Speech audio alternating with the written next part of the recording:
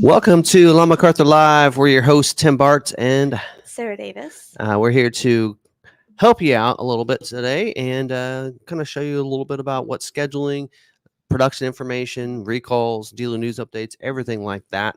And we are recording this as a podcast. So hopefully, maybe you're listening to it as a podcast, and that's great. If you want to join us live, come on over to the YouTube channel, 7 p.m. Central, and you can ask your questions live with us as well. But if you're watching the YouTube video, don't forget you can check out the replay over there on your favorite podcasting platforms. And and if you are here, we have several people that are already dropped in that are here. And thank you guys for being on here right away. And for those of you that are earlier on time, you get to have a joke out of the database. The dad joke out of the database. Sorry, she was running late. I already planned all this. All right. So where's the joke I was going? Okay. What starts with an E, ends with an E, but only has one letter in it? Envelope. Boom, boom, right? Yeah. All right. To follow that one up, last one, I swear. If you rearrange the letters of mailman, they get really upset. I've heard that one. Okay. Okay. There you go. There's your dad jokes. So anyway, okay. Hope you guys enjoy that. And if you don't like dad jokes, then you're going to start coming about 5 minutes late each week. But anyway, there we go. So how was your weekend? Relaxed. It was snowing. It was snowing. It was in the negatives. So I did not pull my kids out of the house. We stayed home. I think Will went over to your house on Saturday. Yes. Yeah. And played. Yeah. They had a lot of fun. So, so Friday night, your mom and my wife and I went out on a date night, went to Yaya's. It's a great restaurant here in town. Had a lot of, enjoyed that time, came home, got on Netflix, pulled up a movie.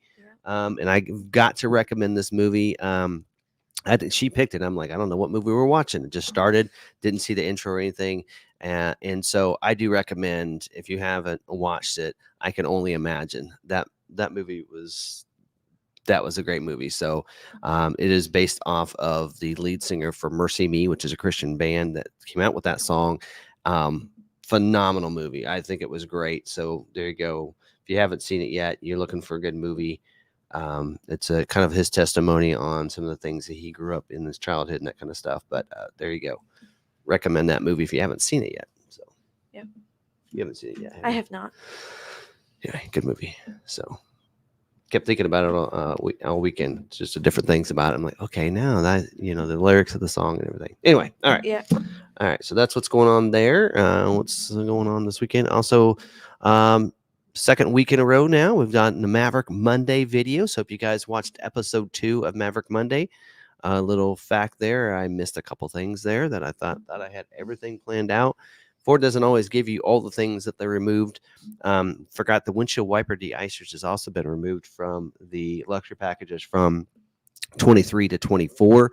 As well as some other things. I also forgotten that because it wasn't listed under the Lariat luxury package, but those bed rails that was in the truck that I did in the video, that's actually standard equipment on the Lariat trim, but not the XLT. So a couple of corrections there. And I did pin a comment, but if you watch that little fact there, but hopefully most people know the main gist of that was to let people know that if they do have an XLT Lux or Lariat Lux and they had that rollover order from 23 to 24. 23 did not receive, any kind of bed liner included in the luxury package. But for 24, you're getting a bed liner, but not of your choice. So you get a spray-in liner for the Lariat trim and a drop-in liner on the XLT. That was the main point of that. So people knew what was going on there, and that if you did select and tell your dealer, I want spray-in liner, and they changed it for you, they probably took the Lux package off. So more of that information than anything. So hopefully everybody understood that and got that out of that video. So anyway, there you go. Yeah. All right. Anything else? Not much. That's not helpful. All right. Well, you want to talk about membership? I know you're tagging some members in there for member shout outs. So let me go on over here and get our slides here. Go ahead. If you would like to become a member, it is right there by that join button, or it's that join button right there by the subscribe button. If you have iPhone, you have to do things just a little bit differently. You have to go to your web browser, go up to the little A and big A, and request desktop browser. At that point, you should be able to see that join button. There you go. All right. In our membership, you can find all of your content under the community tab and membership tab. Or you said something about it being on the main page now. Yeah, now I added it. You can add different sections to the main the page now. I need to probably redo that slide. But now you go in there and you can see the membership content right in there. And we do a couple videos a week typically. We do a member live video on Fridays at 4 p.m. that you can always replay and watch if you're a member. And that's always fun. We go over member orders and some other stuff. And sometimes we talk about different topics that have happened since Tuesday and some things that I might want to think about talking about Tuesday night, and getting input on that. And then Saturday we do a lot walk, and see, other members' vehicles on the lot and other vehicles that have come in, and they get a scope of what's going on, at the dealership, and they, and I usually do a little talk too as well, within that. So people like that. And then also our videos, when they go live to members first. So members will see those at least 30 minutes before the public will. So on those videos, so you get a chance to be the first ones to comment on those videos if you have the notification turned on and all that good stuff. So, plus the member shout outs. So you got some members to shout out here. I do. Say hi to. Who we got in the house? All right. We'll start with this one. We have MabSim members for 8 months, creeping up to a year. Been a great journey so far. Awesome. We have Henry Stoyer, my first time making the live chat. Woohoo! Sending warm thoughts. Henry is the one that we did the walk around on his Bronco that he won at the Bring a Trailer auction. That really cool Bronco, the Baja forged Bronco. So yeah, there you go. And he's got a Super D order with us. We have Niles Gridley, our in-house aftermarket specialist. He works here in our aftermarket department, and you might see him pop up in a couple of videos. Yes. So if you're not following our McArthur page, which we revamped for Facebook, or our Instagram, we have a McArthur Performance Instagram tied to that. He's going to be in a video soon. It should be showing up on there probably tonight or tomorrow. So check that out. Yep. And if you have any aftermarket questions, put at Niles Gridley and he'll see it for you. There you go. We have Sean Watkins. Hey, everyone. ML Culpepper tied a heat record today in Fort Lauderdale with your Maverick, right? They're probably saying that was a record high for them on this day in Florida. Oh, heat record. Right. Tied a heat record today in Fort Lauderdale. Okay, bring some of that down to us. Yes, in the heat. Maybe it was right in his Maverick. Okay, yeah. Because when I think of a heat record, I think racing, because swimming, I swam heats. Yes, you did. Okay. Let us know in the comments, ML Culpepper, which one's right. Yep, I think you're right. All right, we have 9 inches of snow going down to 1 degree Fahrenheit tonight. We haven't left home this week, probably in for a couple more days, going stir crazy. Yeah, we've had I think about 9 inches of snow in the last week here, and it's been in the negatives about every day. -20 wind chill on Saturday. Yep, and they canceled school today. Yes, because of the wind chill this morning. Yes, not because of the snow. Wind chill. Even though it snowed yesterday, it was supposed to be just a trace yesterday, and ended up being a couple inches. It's like, well, what happened? Yep. All right, we have Gino Abbing in here with us. We have Big Wheel Fab. I'm under the weather, but I wouldn't miss it. Thanks for joining us. Elizabeth, I think he brought the cold with him. Oh, Ridgeview brought the cold down to Florida. Oh, yeah. Social High saw pictures on Heritage Bronco 2024. 4-door like it shows in the build and price, actually has cup holders in the rear seat. It was not a mistake on the Ford website. So the question, though, is whether it's just a Heritage Edition or all 4-doors are going to get it. That's a question. That's the question I have. We haven't seen any of our 24s yet. Sean's might be one of the first one. I don't know if he has 4-door or not, but Ice in here, but staying warm from Ghostang. We have our Raptor. Good evening, everyone. And I just found something out. This saves it in the order that I star them, not in the order that they were made. Because RR Raptor was one of the first comments, and I starred him after I starred some others. interesting. We have. Okay, here's the one I wanted for Gino. Burr is going to be in the 20th night north of Tampa. Where did I put my mittens? From St. Louis, we have Brian Truelove. Just grabbed food in my BMW X5M, and the brakes were not happy. My SUV was like, seriously, bro, we only agreed to warm days and track time. My Camry, my 96 Camry was like that. On the cold days, he groaned every time I tried to start moving forward. We have Ragnarcon. Ahoy, landlubbers. I don't know how he does it. He's got a video out. Yes. He took off his because he's got a hard top. He put one of those convertible like cloth tops, so it goes over the front too, and he took it off, put his hard top back on because of they're going to be taking a long trip or something. So they said it's quieter with the full hard top than with that top. Yeah. We have Mike M. We have 9 inches of snow going down to 1 degree. We haven't left home. It's supposed to get to 32 until Friday. Starting to think I'm in Salina. I don't know. It's supposed to warm up tomorrow, right? Something get cold again? Yeah. For us? I don't know. Yeah. It's supposed to snow again on Thursday. So Sean's is a 4-door wild track. Mm-hmm.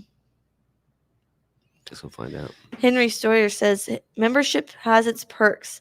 I saw the order spreadsheet and noticed one of the 38 Super Duties orders was a priority 4. I looked at our order number and sure enough, it was ours. Even other order was a 10. But I think that was because it was a high output. Yeah, and we gave him a higher priority. But yeah, and looking at those, today is the first day that they start previewing for orders in the first week for the allocations for January for March production dates. We'll get into that later. Yeah, so some cool stuff going on. I think those 2-door Heritage people that have been waiting are going to be happy. At least that's what it looks like at this point. But I did look at Super Duty schedule previewing. Now, previewing means that Ford's kind of looking at the orders. It doesn't necessarily mean it gets scheduled. And so there on the Super Duty side of things, I had 0 high outputs and 0 platinums. Oh, they were Randy's all XLs. Randy's is already scheduled. That's why he's a 4. Randy's is scheduled for 129. Yeah. But the priority doesn't change once they get scheduled. That's what I mean. Yeah, it was what it was. All right. Anyways, Clearance Rollers here. He says 3.4 degrees here in Lima, Ohio. If my first edition goes in hibernation, I'll follow it. There you go. People like they asked about that the Maverick Monday to talk about deep sleep, but for me to do a video on something, it's kind of like with service. So like if I can't replicate it, it's kind of hard for me to talk about it and talk about how to resolve that because I don't know. We don't have a lot of hybrids around here. As soon as we have a hybrid come available, it's gone. Yeah. So, in fact, we had yesterday with it snowing. We're like, okay, we have 4 Mavericks back out here. Let's just picture the EcoBoost. Let's not picture the hybrids because they're going to sell anyway. So no need to even probably picture them. That's just kind of the way they are. So we never ever have a hybrid around here to test that because I think it's the vehicle's going in deep sleep for the Maverick or the hybrids, right? Mm-hmm. Not the EcoBoost. Not the EcoBoost. I don't know. Anyway, okay. All right. Got all the member shout outs? The ones that I got. Well, thank you to all the members. If we missed you, welcome in. Thank you very much. We appreciate you guys. And for everybody else, you'll see those in the colored names there. On my screen, it's green. And then our moderators are in blue with the little wrench there. So don't mess with them. They'll throw the wrench at you. Anyway. Social High.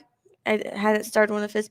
School was closed today due to 16 degrees, but barely any snow. He's in North Texas. Well, yeah. Texas isn't used to some of that colder weather. By the way, how about them Green Bay Packers? I didn't think they'd beat Dallas. ML Speaking of Culpepper Texas. says temp in city was 86, so it was a record high heat. So you were right. Oh, well, the way it was worded, it could have been you. All right. Anyway, what's next? So yeah, recent videos are doing Maverick Monday videos. This week, hopefully, we'll also have an F-150 Lightning Special Edition video. We're actually trying to work with our sales guys going through those different performance vehicles and builds. And to go along with that, we're doing the videos. Some of them we've already done the videos, but this is one that we haven't. So we'll probably be doing that. And that's also where we're doing kind of a high, energy short video for YouTube or for Facebook and Instagram for Niles and I. And so you might see Niles on that video too for next week. So anyway, all right. Don't forget also the channels that we support down below, Ragnarcons being one of those. All Train Nation, I checked out their live stream last night, and then Jonas Kirkin reviews. He went live on Sunday night. Was able to catch some of it. I was kind of watching the game, listening to his podcast, his video, and then also playing with the little truck at home with the grandson. So I was like three things going on. I'm like, okay, I can't do this anymore. So I had to jump off his, but and then of course finish the game. But there you go. And then there's some other channels down there too that you might check out as well that we like to follow down in the description. So always have those linked down below. All right. Let's see what else we got. That it? Do you have a good dealer moment? Yeah. You go looking.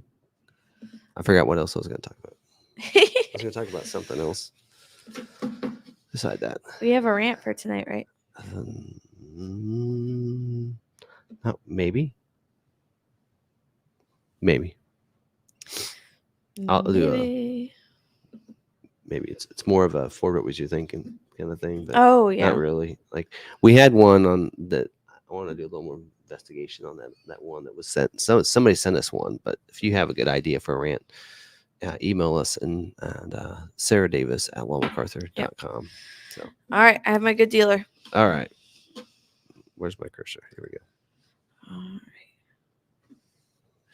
So this comes from Maverick Truck Club. Lady Hawk, shout out to Walnut Creek Ford, California.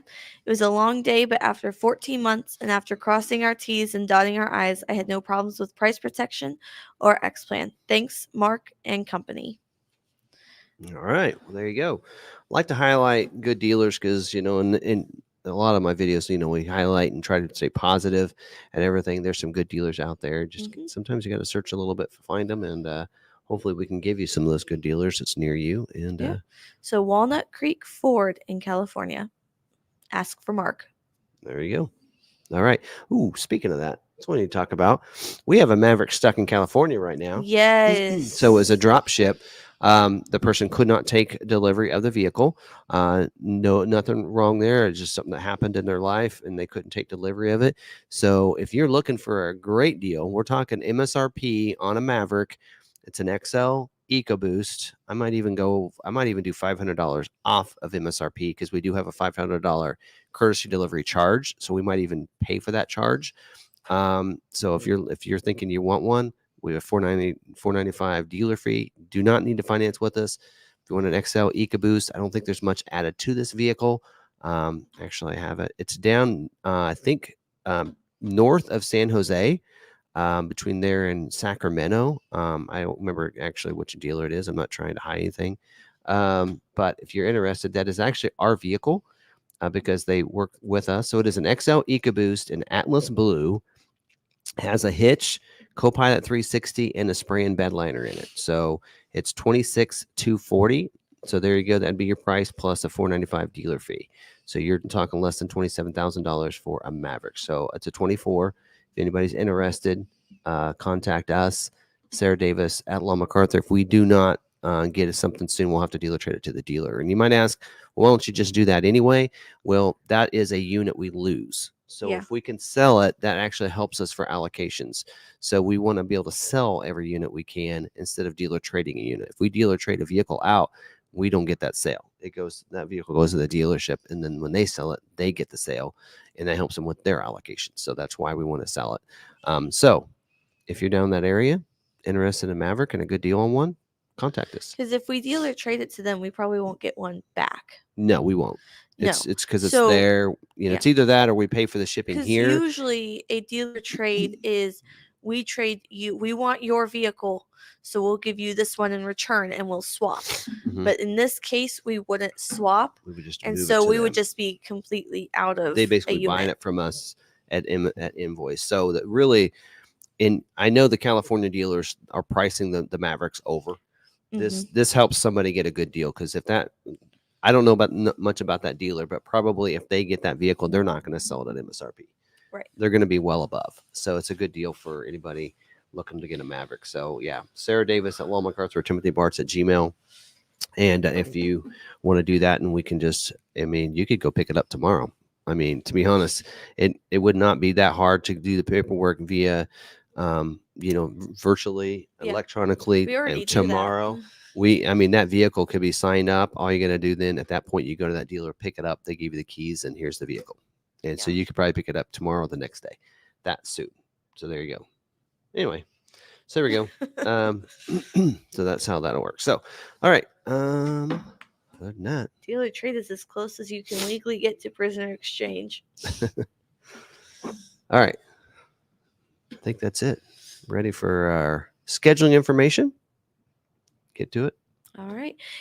Before we get started on that, if you have questions, put at Sarah Davis or at Long McArthur, and at that point, I'll be able to see it and pull it aside. Yep. We will wait to answer any scheduling note questions until the end of that segment. Yep. Or if it's not pertaining to scheduling, then I pull aside and we answer it during Q&A. Or if it pertains to something we talk about later, we answer it then. Yep. And so that way we'll get all the scheduling notes and information and questions right away for those that are wanting that, if they don't want to listen to the rest of the content. So, and then we do record this as a separate video that'll go live tomorrow. For those, some people just check that out instead of watching the live stream. So there you go. All right. So we'll get into this. Where's that? All right, so we're going to go over these scheduling information. Of course, when we do that, first I want to go over some of the terminology and everything for scheduling. Now, remember, this is the first week for scheduling for January's allocations for dealers for March production dates. So when we talk about scheduling, it's scheduling of your orders for a production date in the future. And the future on these are going to be for March dates, and we'll go over every model might be a little different. But so that's what we're scheduling for, and dealer has to have allocations for each model. And we'll even go through on ours and tell you which ones, like how many we have and that kind of thing. So let's get into terminology first. So for those people, of course, when we talk about scheduling, it is scheduling an order out of the order bank. So an order bank is where the dealer places all stock and retail orders. A retail order is a customer placed order. So that's, if you're watching, maybe it's one of your orders. A stock order is an order placed by a dealer for stock or lot inventory. And why would they do that? They would probably only do that if they don't have a retail order. So if a dealer earns allocations, which we're going to talk about later, then they would need to fulfill that with a stock order if they don't have a retail. A priority code is a priority that's a dealer is giving to orders. 10 to 19 is retail, or actually 03 now to 19 is retail. 20 to 80 is stock. The lower, the better. So some people say, well, why would they do that? Because that system is broken. Remember, that is based on the configuration first. Priority is looked at after the configuration that Ford's looking for. So Ford's only looking for a Maverick XLs this week. They're going to, if you don't have a Maverick XL, then you're immediately kind of taken out of the equation. But then at that point, it looks at the priority code at that point. Scheduling, and that's when Ford schedules an order for production date in the future months. We're talking about March for this week. Production dates, that's when it's going to be scheduled for, either the week or to the day. So, a lot of times, a lot of people get that email that says you're scheduled to the week of, and whatever week it is, that's when Ford plans to build your vehicle. Allocations, Ford gives dealers allocations to schedule the dealer orders. The dealer needs an allocation to schedule an order in the order bank. A dealer earns those allocations from their sales each model for each model within the region. At least that's the way it's supposed to work.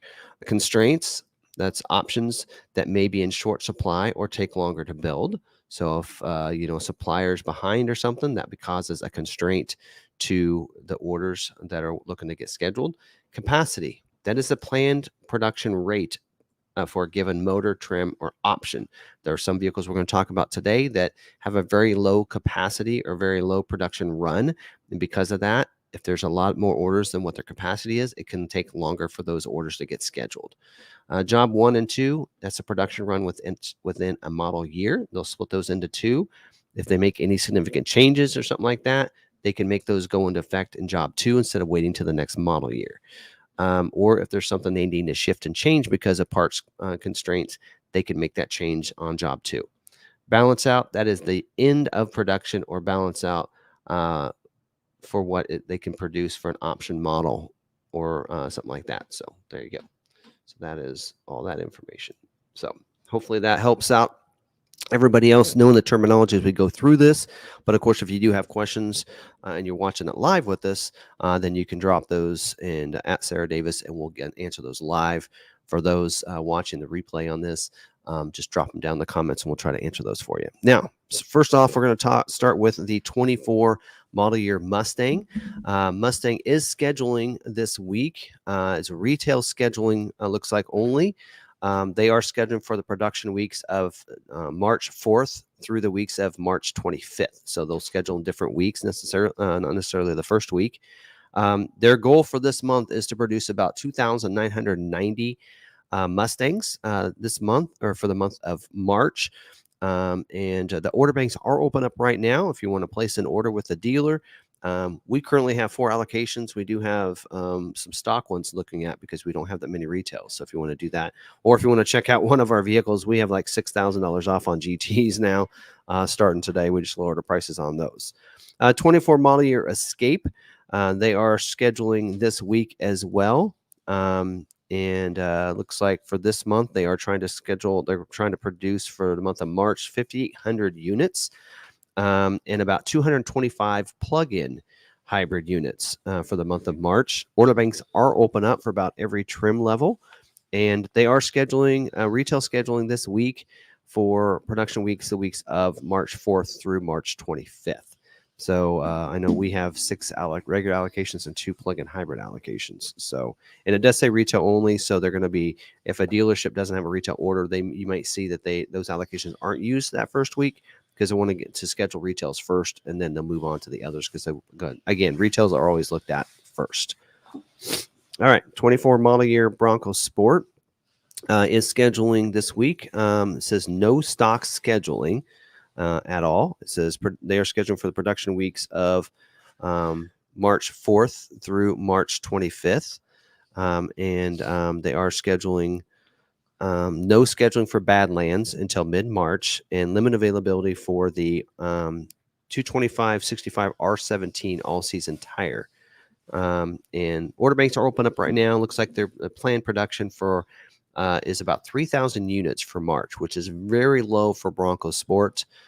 We currently have 7 allocations, but I don't think we have any retail orders. I think we have 1 retail order. So that might get scheduled this week. There's currently 340 unscheduled retail orders in the order bank for the Bronco Sport. And I actually forgot to go back real quick. The Mustang has about 1,500 unscheduled retail orders, and the Escape has about 842 unscheduled orders currently right now. All right, moving on to the 24 model year Edge. It is doing retail scheduling this week. Just for build dates, the weeks of March 11th through March 25th. Limit availability for the Edge SEL version, and their plan is to produce 8,250 units in the month of March. Order banks are open up right now for everything but ST. So if you're wanting one of those, I know we currently have 8 allocations that are looking to get scheduled this month. And there's currently 1,283 unscheduled retail orders in order bank. No major constraints on the Edge. 24 model year Ranger. They might be shipping out real soon. They have some of those built. They have retail scheduling this week, including Raptor stock orders. Again, you have to have a Raptor allocation. We only received one. It's already been scheduled. In fact, I think it's being built this week. They are currently, order banks are open up for the Ranger. There's currently 2,904 orders, unscheduled retail orders in the order bank. And so the order banks are open up this month. They're planning to produce, or the month of March, I should say, they're planning to produce 3,500 units and about 700 Raptors. So that's the breakdown of that. 24 model year Bronco. They are doing priority scheduling for Raptor, Heritage Limited, Heritage, and Everglades. So specialty scheduling this week for those models. So that's great news for those waiting for that Heritage 2-door. I will say the ones of our orders that we're previewing were all Heritage 2-doors. So that's great news for those people. So that's a great, hopefully that's going to work. There's currently 5,538 unscheduled retail orders in the order bank. Order banks are open up if you want in the 24. It looks like they're planning to produce 8,000 units in the month of March, and then additional 1,150 Raptors and 358 Heritage Limited Edition. So there you go. We're going to talk more about Raptors and an abundance on dealer lots here in just a little bit. We have 12 allocations ourselves with no Raptor allocations. We actually turned down a Raptor allocation that we were earned. There you go.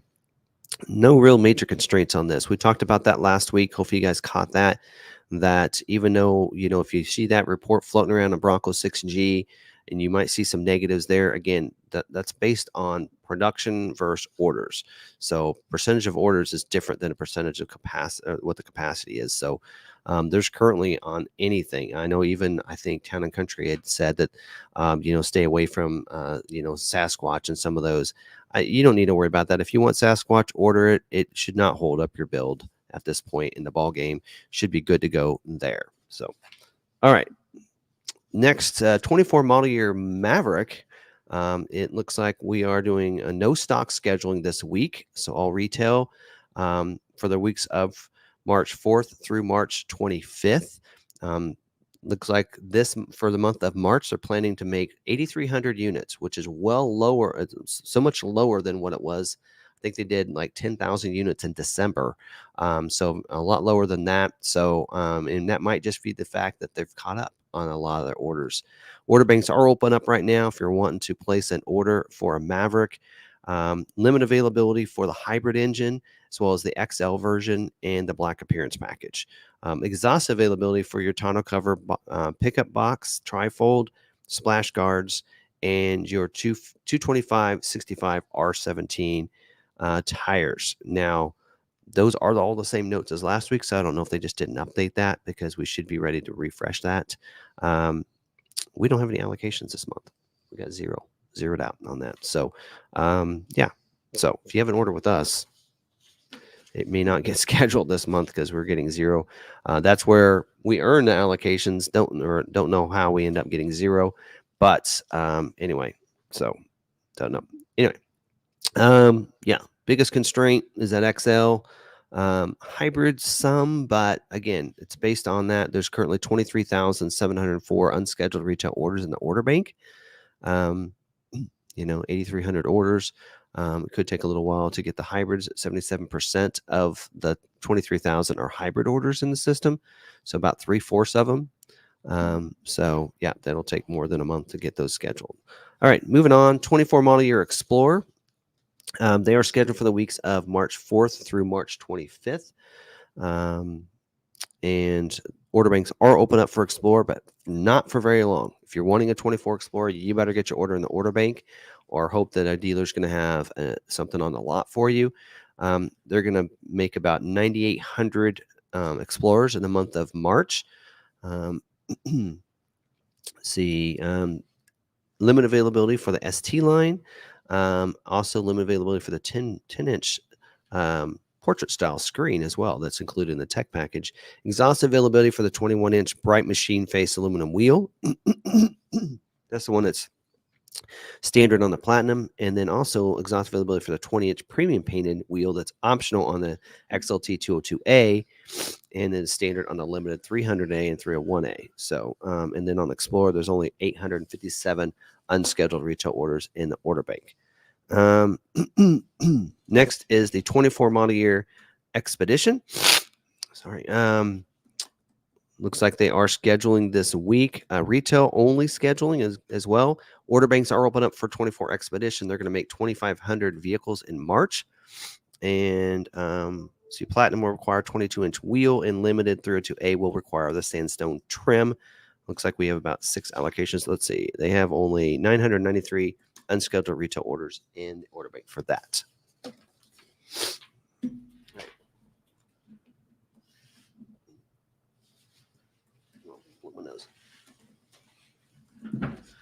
All right, moving on. 24 model year Mach-e.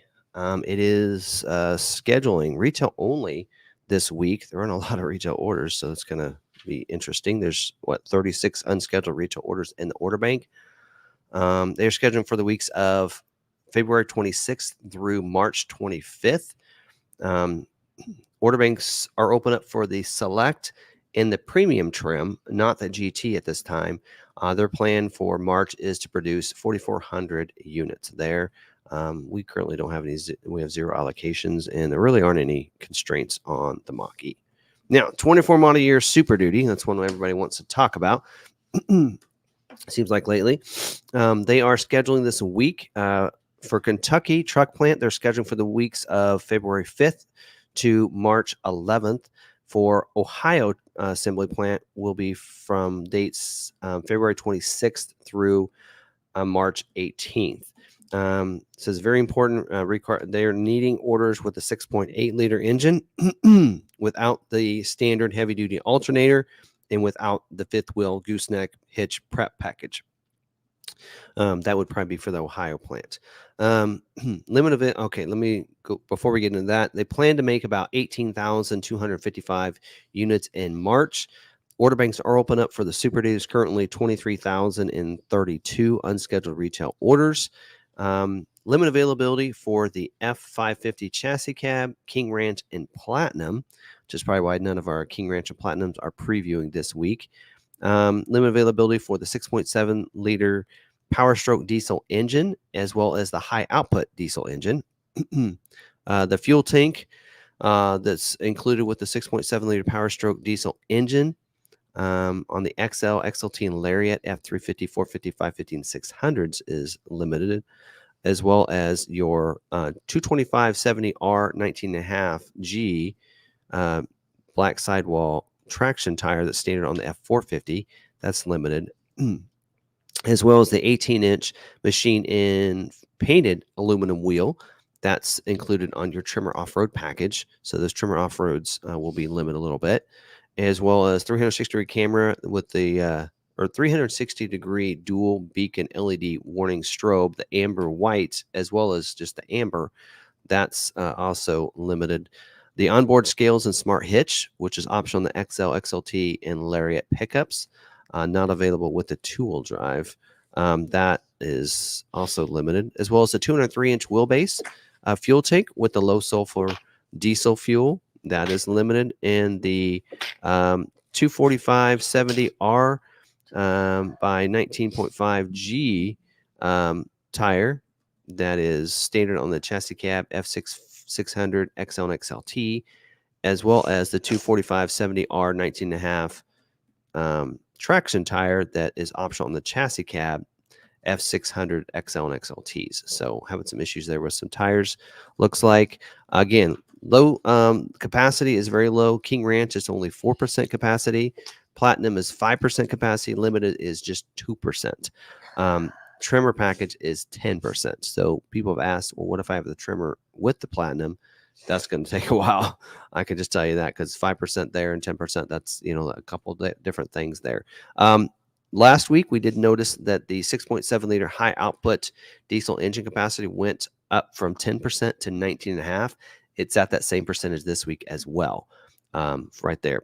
So just keep that in mind. And then the They're way over capacity on the tonneau covers, so I would take that off. Also way over capacity on the Continental tire. So that 19.5, that's usually your dualies that get that. So those dualies are going to struggle a little bit as well getting scheduled. And then that fifth wheel prep package, also, if you can go without it, you might think about that too. So, all right, moving on. 24 model year F-150. Looks like they are scheduling for production weeks, the weeks of March 4th through March 11th for those couple weeks. Their planned production for March is 31,588 vehicles. Also, 4,100 Raptors. That's Raptor and Raptor 37s. So they rotate those back and forth. I think it's 75% Raptors, 25% Raptor 37s, remember that, and then 1,400 Raptor R. So they actually separate the Raptor Rs out.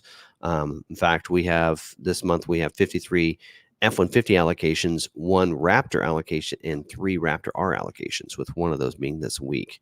So there you go. And there's currently 5,730 unscheduled retail orders in the order bank. Not that many when they plan to produce 31,000, right? So, although they do have in here some limited availabilities, first time seeing any options on the F-150, but now we're starting to see some. So limited availability for the 3.5 hybrid engine, as well as the 3.5 EcoBoost engine. And also, it says no code 5.0 liter, 3.5, and 2.7 dual exhaust. So they must be having some issues with the dual exhaust, which normally that's going to be on your black appearance packages and maybe your sport appearance packages. So that might be something that you might notice as being a problem if you have that sport appearance package, the black appearance package. Also, limited availability for the 18-inch gloss black wheels, the 18-inch black painted aluminum wheels, the 20-inch dark gray wheels, as well as the LT 265/70 R18C all-terrain tire, if you add that as optional equipment, and then the soft tonneau cover, as well as heads-up display, which is included in the 502A, that's the Lariat, 601A, 702A, or 703A. Raptor is not affected, they said, by the heads-up display. So there we go. Other than that, black appearance package, probably the only thing that's maybe over capacity, but only 5,700 orders. I wouldn't worry about anything other than what we mentioned in the notes here. All right, moving on. 24 model year Transit. They are scheduling for a week of production week of March 4th. In March, they plan to make about 4,500 units for the Transit. Order banks are open up right now.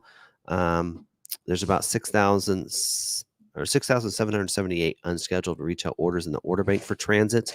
And here's some of the notes on here. It says we do encourage dealers to submit Transit Trail orders if they have allocations and don't have any retail orders. Limit availability for the 3.5 EcoBoost V6, also the medium roof van, all 4-wheel drives, which is funny because trail control is, or the trail package, Transit Trail is all-wheel drive or 4-wheel drive. And then also the 15-passenger seating as well is limited availability. So there we go. That is all I have for that. And we'll get into questions now. All right. I know I got sniffly. Yeah, I did too. Halfway through. So if you guys, I went to the animal shelter today. Oh, that probably didn't help. No. I sanitized as soon as I could, but at the same time, I also know that I'm probably going to be sick the next few days. I took a decongest earlier, but it might take a little bit to get an effect. So there we go. Oh well. Show must go on, as I like to say. All right. So 134 Zing 4. Thank you for the $5 donation. Yeah, thank you. Appreciate that. My 24 Bronco is built and is on the way to me here in California. What can I expect as to leverage of purchasing a special order purchase? All the 24s. Hopefully your dealership, when you order, they should have locked in what your price is going to be ahead of time. The price shouldn't change from when you ordered. So hopefully you kept your order sheet when you did place your order, and you just have them stick to that price. If there was a price increase throughout the year, the way Ford words it is, as long as you ordered prior to a certain date, you're locked into that. So basically speaking, you're locked into what the price was when you ordered the vehicle, including there's not any incentives on Bronco, which we'll get into that. That's going to be my rant. But anyway, but yes, that's like for us, all of our ordered vehicles are MSRP right now on the Bronco. But yeah, and you might I don't think you're going to have really any issues. We're gonna talk later in the video about Bronco in a second, or when we get to the rant and everything. But there's plenty of Broncos out there, so it's pretty easy to be able to get them to stay to at the very highest MSRP on you. They shouldn't be pricing it over MSRP at this point. There's enough dealers that have Broncos on their lots that they need to sell a vehicle. They're not going to hopefully try to go over MSRP and try to take something over on you. Just, say, well, there's plenty of Broncos out there and just stick to that. We're kind of back to the pre-COVID times where you can now tell a dealership, you know what, if you can't get to this price, I'll just walk away. There's plenty of other dealerships with vehicles. And that's the truth actually right now. So anyway, hopefully that helps. What else you got? All right. Looking at my window sticker for F-150, the 23 3.5 Eco or EB, say Eco Boost, got 1823 miles per gallon, but now the sticker shows 1623 miles per gallon. What happened? What changed? Also, how come no dealer has a 24 anywhere? 24s are well, actually, from what I understand, is 24s are struggling to get the okay to buy. But they started making those late December. So, I mean, it's only the 16th of January. So they'll go out. They have to be tested and everything. But yes, your miles per gallon, those got to get tested every year. So those will change. And we know like Maverick shifted it. It went down a little bit on some of the mileage. So there you go. I mean, it's every year they got to get retested for their miles per gallon for ratings, EPA and everything. And so I'm sure that's what they came to this year. So. So that was probably a mid change as they're working on going from. Well, it shouldn't change within the model year. Usually that's a change when they get it tested for each model year. So maybe he's talking about the window sticker for his 24. Right. That's what I mean for like the 24, because like Super Duty was still going through some testing, even though they were producing it, because they didn't have the okay to buy yet. Yeah. Even though they were producing. So maybe with F-150, they had to wait for those ratings, and then they updated once they got them. We know on Maverick when it first when it first came out, that first model year, they didn't get the okay to buy. That usually means they can't be shipped out for about 3 months because they were waiting for the EPA to come back. So they couldn't ship out until EPA got the okay, because that had to go on the window stickers. And so those couldn't be shipped out until then. So it could be that Ford's waiting on EPA at this point, or it could be some other issue. But we don't know when we're going to start seeing those. Looks like, I mean, I didn't even think Broncos were shipping out yet, but we know that some dealers are getting Broncos. So we're seeing some of those 24s starting to trickle out. Rangers haven't been shipped out yet either, or have they? I don't know. I'm thinking maybe some people have been having some of theirs shipped out. But anyway, so at the beginning of that, if you have a real early model year order in there and you're one of the first ones built, sometimes it doesn't go out right away. That's typical. Yeah. That's very typical. All right. I have a Bronco Sport Badlands in order. So does the report mean I won't hear anything on it until March and probably not built until April? Is that what that means?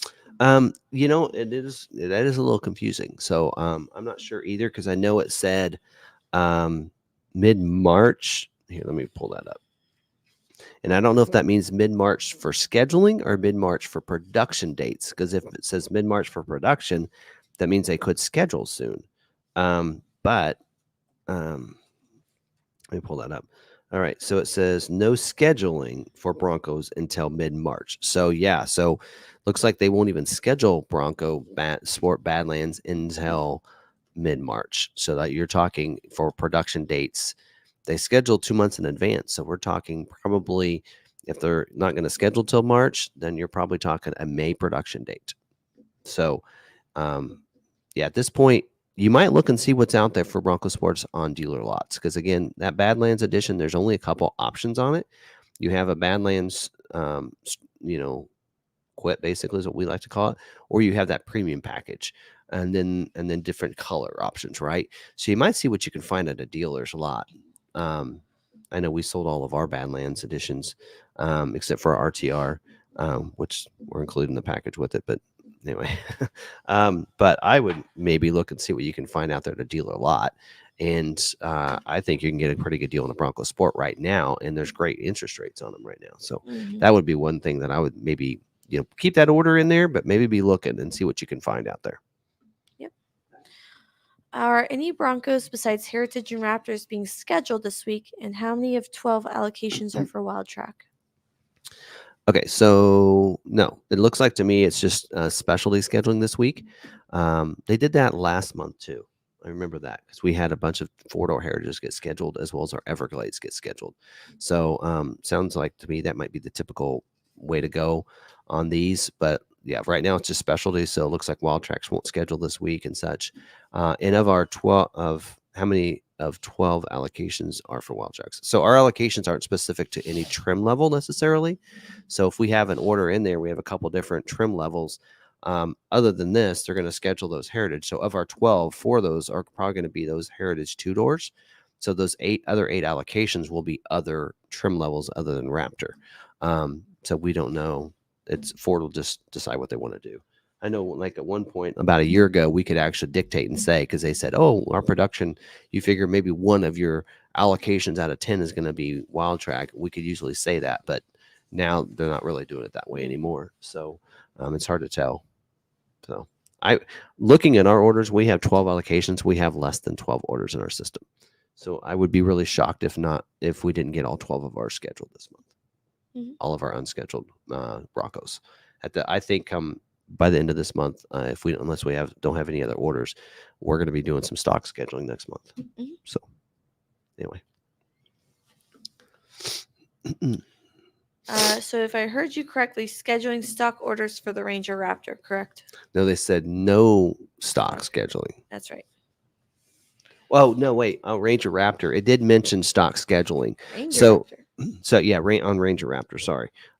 You are correct on that. So what that meant, basically what happens is if a dealer doesn't have a retail Raptor order, that means a customer hasn't come forward and said, "I want to order a Raptor with you," then, but the dealership earns an allocation, then they need to give that dealership an allocation. But if they don't have a customer's order, then they will look to a stock Raptor. So what they're scheduling for, like it says here, retail scheduling, including Raptor stock orders. So if a dealership doesn't maybe they have a Raptor allocation, but they don't have a retail Raptor order, they'll go ahead and schedule a stock order for them if they earn that allocation. So that's why it's a little confusing there. But yes, so you might see they might call it a stock, but again, like for us, we only got the one. Every dealership is supposed to get one allocation, but not all their dealers have had theirs scheduled out yet. So some of them will still get those scheduled. So, all right, we have a couple more. Does a dealership lose an allocation when they sell a retail order to someone besides the name on the order? No. We don't lose that allocation because we sold it. Not. They used to do that. I mean, in the past, we would see. We did have some retribution. There was some. It was a certain percentage, right? Yeah, but not really anymore. I mean, we have a lot of people that have turned down the orders that came in, and then when we go to sell that, if they don't take it, we submit to Ford why they didn't take it. There's usually certain guidelines. If it's a financial thing where they can't get financed, maybe there's something happened within them. But if they tell us, nope, I don't want it, a lot of times, it's all within reason anymore. Then they don't worry about it. But yeah, and then those become stock orders in a sense. So then somebody buys that one. We're not getting dinged for that. So there's not very many vehicles right now to the point that they need to worry about that for Ford, because about everything's about caught up in a sense. Right. So that used to be a deal back when, there was a lot of like Bronco orders and a lot of Maverick orders and such like that. Then that was like retribution if you know, went against that, but not anymore. Mm-hmm. So, all right. Anything else? Yes. We're Okay. having some good questions tonight on this Yeah, topic. it's good.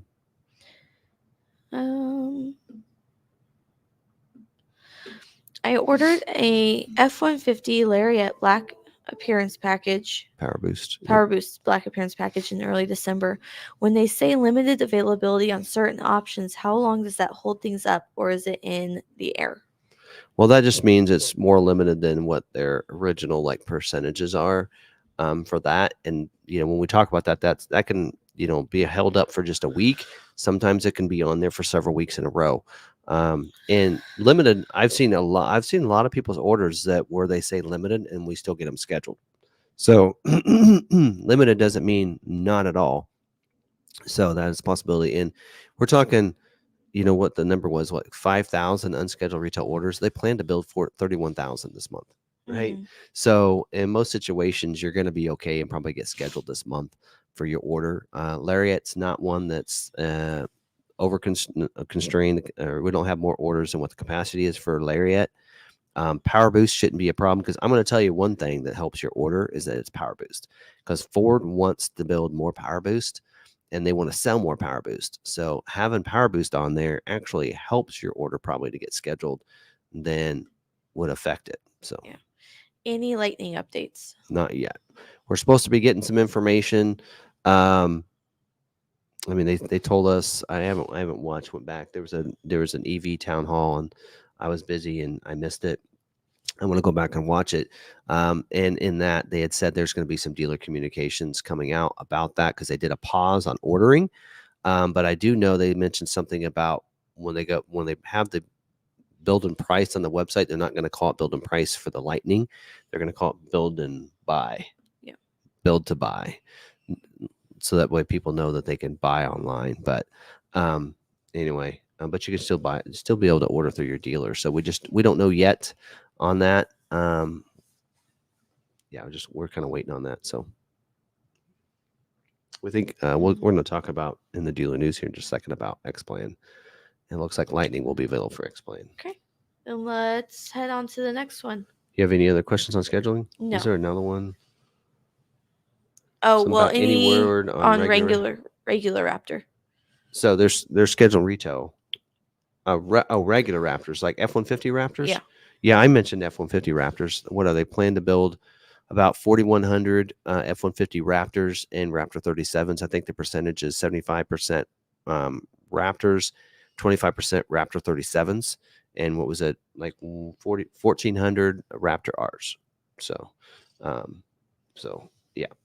And then Bronco Raptor, I don't remember what that number was. Didn't I give that number? I think I did. Like 1,100 or something for Bronco Raptors, 700 Ranger Raptors, something like that. So, and they won't schedule all those the first week. They'll schedule those over multiple weeks, because not all dealers will earn all theirs. Like, we're supposed to get 3 Raptor F-150 Raptor R allocations for the month. We have one that's going to happen this week. So, anyway. All right. Nothing else? All right. So then we'll get to the dealer news here real quick. Yes, allergies. I'm allergic to cats and went into, because I felt great this morning. No sniffling, no sneezing. My cough is pretty much gone. And then I walked into that animal shelter and I was like, crap. All right. Dealer news updates. Don't have a lot really on this. In fact, I don't have any that Ford has given us. But something has come out recently, and some things Bronco Nation had mentioned. There's going to be X-Plan available on Bronco, and I think some people had Ford Authority posted that X-Plan is going to be available on the Lightning for 24 model years. So there was a post. Let me see if I can find it here. Actually, I think I have it right here. So there's this. We do have. Let me go to this. There we go. You want to remove that comment, Sarah? There we go. Got it. All right. So here is I actually found a list. This is actually off of Bronco 6G is where I found this. But they have the eligible vehicles for or ineligible vehicles for X Plan. So X Plan, for people that don't know, that's special pricing. So if you're a partner for Ford, you can get X Plan. If you're like part of like the Mustang Club of America, I believe gets X Plan. You have Costco that does X Plan. Sam's Club does X Plan. There's a bunch of different vendors, people that partner with Ford that get X Plan. And so X Plan gets you special pricing. Basically, it's no negotiation. So you don't have to negotiate off a sticker. It's usually based off of the D plan price. So it's a certain percentage over the dealer price or the A plan price, which is your factory workers and such. So usually it's a certain percentage over that, but it's a no negotiation price. You can go into a dealer and say, I'm X plan, and they go, okay, here's your price. And that way you don't have to negotiate, and it's really close to sticker. Or to invoice, I mean, not sticker, sorry. It's close to invoice pricing. So that way you don't have to worry about it. It's usually a lot in most situations, it's like $100 over invoice. So that way you don't have to negotiate the dealer down to invoice, right? So here are some vehicles that are not available for X Plan, and that gives us some clue into what would be available, right? So Bronco, 2-door, 4-door, first, well, we don't get first edition anymore. Raptors is not eligible for AX, Z, or D plan. Heritage Limited is not eligible, and Heritage or Bronco Sport Heritage Limited Edition. So that means all other Broncos will be eligible for X plan or also A, C, and D plan, which those have been available before anyway. So there you go. So your Heritage Edition would get that plan pricing. Bronco Sport, pretty much everything but the Heritage Limited Editions. Yes, I would was get gonna it. say Bronco Sport. Yes, and- all other models except Heritage Limited Yep. are eligible for plan. Yep. And then 2023 mach-e's is ineligible for X Plan partner through June. Anything that was built after that, effective June 5th of 23, becomes eligible for X Plan. So we know all mach-e's now are, and by the way, we sold the last two that we had. Mustang Dark Horse is not, but that means that all the other Mustangs are. So you're talking your GT Mustangs, they're eligible for the X Plan. And then F-150 Raptor is not. And F-150 Lightning is ineligible for X Plan partner for 2023 model year and prior, which means it should be available for 24 model year, is what that's telling me there. And then all other F-150s. So that would include trimmer. Of course, we can't order a trimmer yet, but anyway. And then it's talking about Super Duties. So Super Duties would be eligible as well, with the exception of your chassis cab F450 and 550s. And then your down here, your stripped away, your F30 53 Class A motor chassis and F59 commercial strip chassis, and your 650 and 750 chassis cabs. All the other Super Duties would. And then E-Series, other than those cutaways and strip chassis, and E-Transit is ineligible for X plan or X partner plan. And then Ranger Raptor. That means Rangers are, but not Ranger Raptors. So, and that's typical. Usually your Raptors won't be available to get that. And a lot of times in your specialty vehicles usually won't get them. But so that shows you that Bronco will and such like that. So there you go. But anyway, also this week, in fact, tomorrow, we're going to, let me show you that. Got to get my act together. Here we go. So we have this here to kind of show you. All right. So for media, Ford Media here actually posted this, and it says, get ready to learn about the most ambitious racing program in Ford history. So they are going to be doing a special event online. Actually, it's not online. It's going to be at the Charlotte Speedway, which we were there for the Dark Horse R reveal. Got lucky there. We're not lucky this time because that's tomorrow. I'm sure we called Vaughn. We could have gotten into that, don't you think? Hey, Josh. Hey, Vaughn. Can we get in? Yeah, we probably could have gone in. Anyway, but we're not going to be there. Charlotte Speedway, that's the home of Ford Performance. They're going to do a launch for the season. So you can see that. There's actually, I'll have it linked in the description if you check that out in the dealer news section. not only this article, but also linked to this video. So that video is active, and at tomorrow night at I think it's 6 p.m. Central Time, 7 p.m. Eastern, 6 p.m. Central. They're going to be launching that. They're going to be talking to drivers. Here's a kind of a list of their drivers: Von Gittin, of course, a whole list of drivers. They're going to be talking to them and that kind of stuff, which is pretty cool. And so there you go. So that's happening tomorrow night. So I wanted to make sure you guys know that and know about this video. We're going to talk a little bit more about this video and something else when we get to Is It True? But for right now, we're going to stop right there. So we'll get into that. Can you get X-Plan Teaser. through Sam's Club? I think so. I don't know. There are a lot of partners on X-Plan. You'd have to probably look through your membership perks with Yeah. Sam's Club. Yep. So can I get X-Plan and D-Plan? No. Oh. Okay. No. Anyway, all right. Okay. Any other questions there? We have some. About that? Do all dealers have to honor price plans? Mm-mm.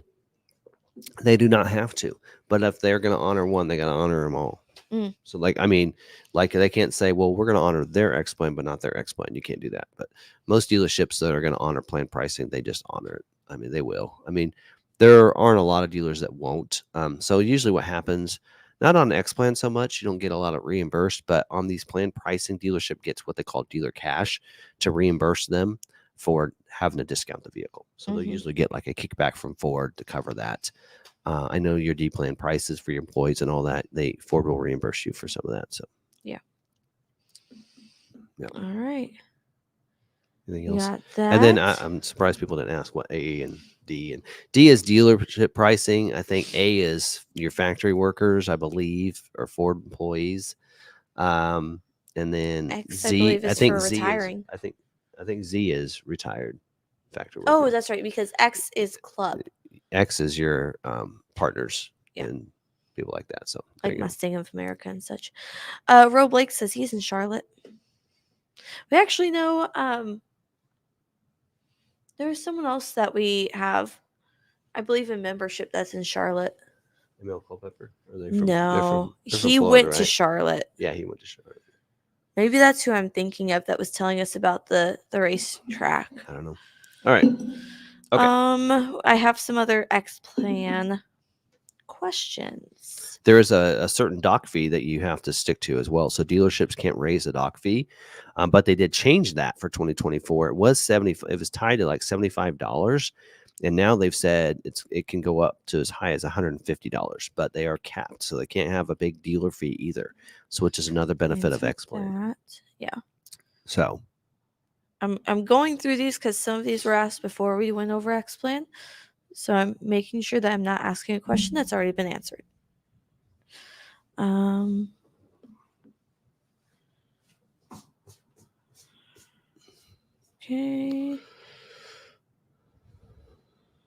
Okay. We are good. We get a donation I missed? Yeah, we do. 134 Zing 4. Another one? Thank you. Yeah. I have an available transitional offer since I put in my order at Bronco launch. Ford wasn't able to fulfill then, so I have this available to me. What can I expect and get my offer? Okay, so you must be getting your 23 then, not your 24. So 23 would have that transition private offer, right? So that would be good towards the 23 price. So what happens is the reason you have the transition offer is that because they can't protect your price from one model year to the next. So if you had a 22 to 23 order, then they can't give you that 22 price anymore. So you're going to get the 23 price, but you're going to get that private offer to kind of lower that down. So that's how that's going to work there. So you're going to be tied to your early 23 order price. So you want to make sure they keep you to that price from when it's on your order sheet when you transitioned over to 23 model year. So then you stick to that price, and then you get the transition private offer as well. So so you had a question about that earlier. Someone Bulls 44 answered this. Sam's and Costco have auto buying programs. Sam's is not a Ford X-Plan partner. Okay, I couldn't remember. right. Anyway. All right. Anything else? Got a couple recalls here. Yeah. Okay. We'll get these recalls and we can get back to questions and such here. All right. All right. So for our recalls, we'll just do that here. I'm going to remove this. Oh, Henry Stoyer's 40 minutes from the Charlotte track. Oh, cool. Okay. You're in there twice.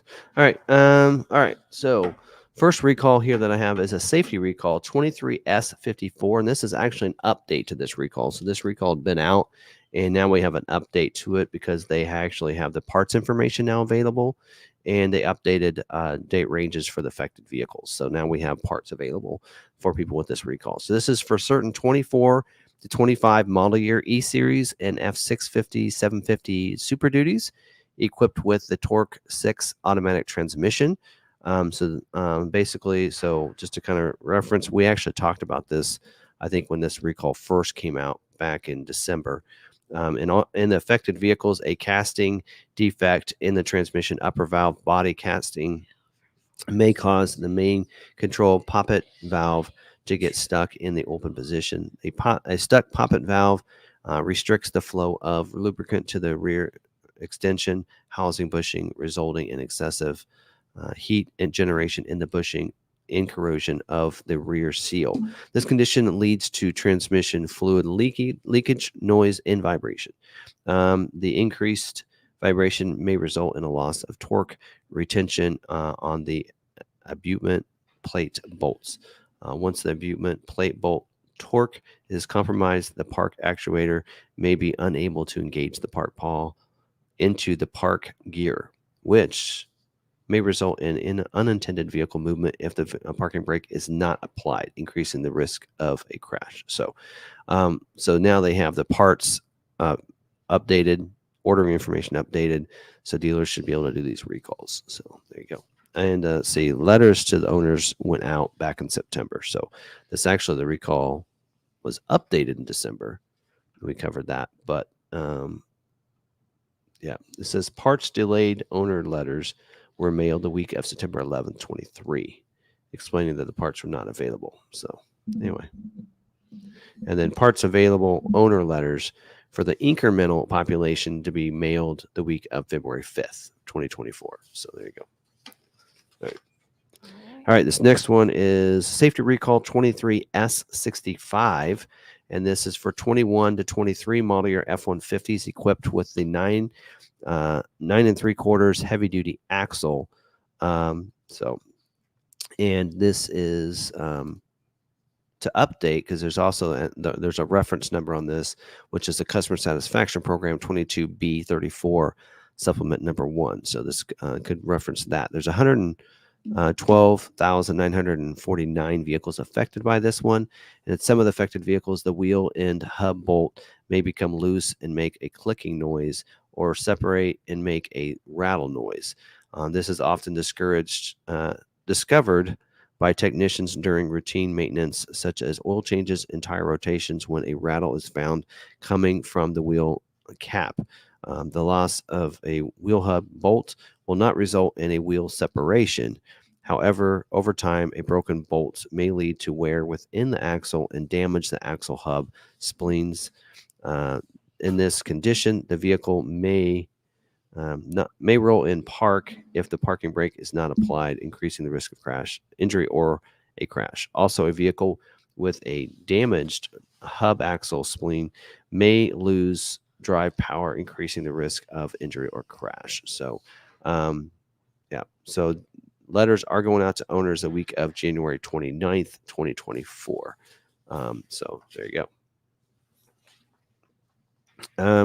This next one is it's called, I've never heard this, Harvest Program 23H06 for 21 to 23 model year Mustang Mach-E and 22 to 23 Transit, E-Transits, you should say. This program goes into effect will be in effect through January 16th of 2025. So for a whole year here.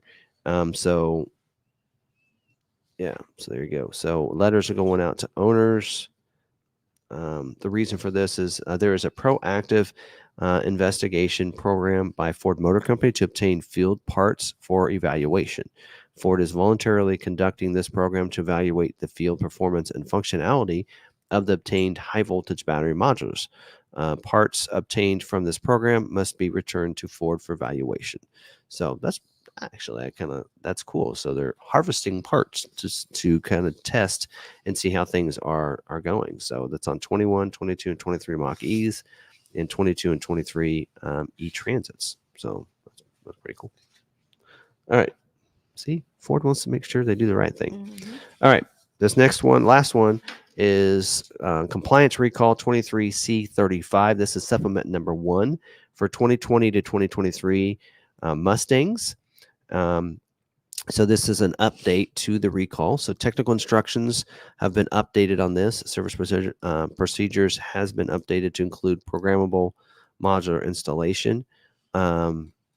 And then also labor allowances for the dealers are also applied in there. So there's 186,993 vehicles affected by this recall. And the reason for the compliance recall is affected vehicles may not conform to the requirements specified by the Federal Motor Vehicle Safety Standard 135, Section 5.5, which says brake system warning indicators.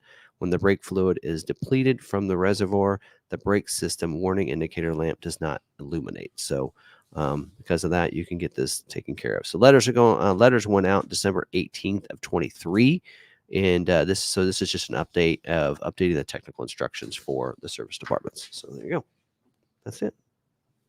Okay. So, in fact, 3 of those came out today. All right. All right. Anything else on that? I'm Not over really. here. We got a tip from Big Wheel Fab. Thank you very much. Oh, wow. Awesome. Says, Thank you. Thank you for all the great info. Appreciate that. Big Wheel Fab. Mm-hmm. Is there a Bronco Sport recall for the failing water pumps? I'd have to go back and look at all the. I keep all the copies of all the recalls, but I don't know them off the top of my head. I mean, you might contact your dealer if you're having that recall, but I can't think of one off the top of my head. If you are having that problem, contact your dealer to see if you think that your vehicle might be part of that batch, contact your dealer. They can look you up by the VIN, and at that point, be able to see if you have to recall or not. Yeah, I don't know.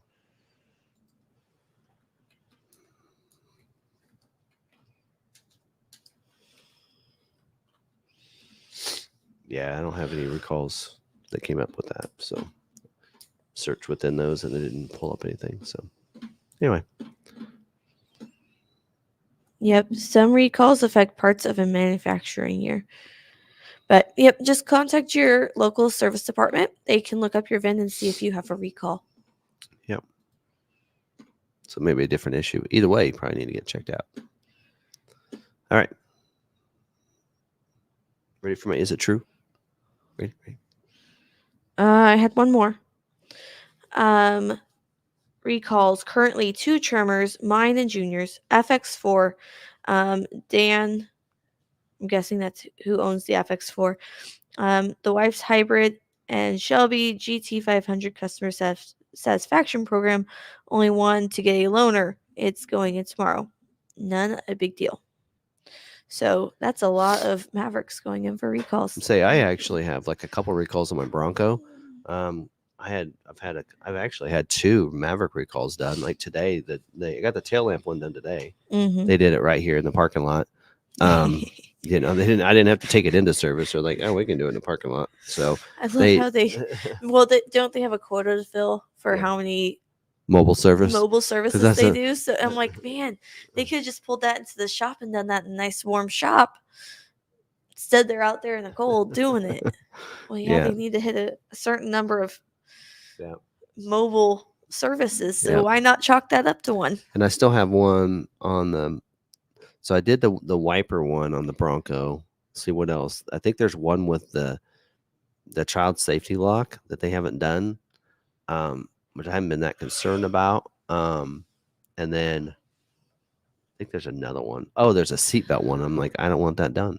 I mean, I says, well, what do they do on the seatbelt one? And they says, well, they put an extension in it to make that seatbelt come up. And I said, nope, I'm good. Where's that? I don't want it. I don't want it any different than where it is right now. So, I'm good. I don't want that recall done. So I actually was like, nope, I don't want that one done I'm gonna have because to it's go. not. The recall was all about what that because of the way the seatbelt's positioned or something that it won't that you won't want to fasten it because it's hard to get to or something. And I'm like, it is not stopping me from putting my seatbelt on, so I'm good. No, no, no, What'd you do? Did you shut the stream? no. I banned Johnny. I'm sorry, Johnny. I went to go star your comment, Oh no. and someone commented underneath it, and it moved it up, and I hit ban. Uh-oh. Sorry, Johnny. It's only for this live stream. For the whole rest of the live stream? Yeah. Can you go in there and No, change wait. it? It's 30. It's 300 seconds, I believe. Oh, I can't go back and undo it. you're in timeout. You can remove the comment. Oh, wait. Unhide user for the no. I don't know. Wait, unhide user from this. I'll let you and Rich figure that one out. Rich, help. We had this happen on our member live that one time. And it was cute. He was saying, don't know if we're all gonna make it to Florida because Oh yeah, we're gonna newborn baby. But she absolutely loves the live stream. It's bath time right now, and she loves the live stream. I think Layla. View deleted message. Here you go. You can see it now. You can see it. We can see it. They can't see it. Sorry. He's got a channel. He understands. You'll understand. We love you, Johnny. Yeah, we are actually trying to. Actually, we chatted quite a bit on the phone Sunday. Yeah. So, well, through Messenger because he's international. But we are trying to work on a time. It looks like it may be April to meet. So we're trying to get Johnny and his wife and their baby and Sarah and I down to Florida to do a meetup in Orlando with whoever wants to show up there. So we'll get dates once we all get it figured out. I know they're trying to get the passport taken care of for their baby and figure that out, and then hopefully we can meet up with them. They're going to coincide theirs with vacation. Okay. So anyway, so keep you posted. We're still working on that. So and then pretty soon Johnny will get back on. So all right, where was I at? What was I going to? Oh yeah, is it true? Yeah. Let's do that. Is it true? Yeah, my computer died because I didn't get to run home and get the charger because I was holding a baby. All right. All right, so this week's Is It True? I have this here that's Is come it out. true that you got locked in the other shop? Yeah. I'm going to have to go back and rewatch Remember that. live. I'm going to have to go back and watch that. I had to go back outside. You know the new addition over there? Yeah. So there's a door from the shop. Yeah. So I can go from the parts department. So I could go through that door to get into it, which would have taken you outside in the old days, but now it's in that new shop. So it got me into the new shop. So I'm in there and I'm like, I can't get out that door. I couldn't go in that door. I couldn't go out any of the other doors. The only one I could go out was the one where you push to go outside. So I had to go out the side door, then run through here in like what you're seeing right now in the freezing cold that day. So yeah. It's a member video. You got to check it out. Okay. Anyway, so here we go. All right. Let me come share this tab instead. There we go. All right. So here's what we want to talk about this week. So is it true? So is it true that Ford is building a Bronco Raptor R? So this kind of went viral on Bronco 6G. No, the thread's still there. Okay. And I think some people still are like wondering. And actually Alternate Nation talked about this last night. I did notice it. I'm like, oh, and I even commented on their video. Is it true? In their comment, because I'm like, I'm talking about it tonight. So is it true? So if you look on here, let me go back to where you guys can see what I'm seeing. Here you go. So here's what posted. So this is the thread on Bronco 6G right there. You can see the thread there if you want. But if you go into if you click on the link for that video, it's not there anymore. But you click in here And you can see they highlighted in the description of what vehicles they're going to be talking about, including a Bronco Raptor R.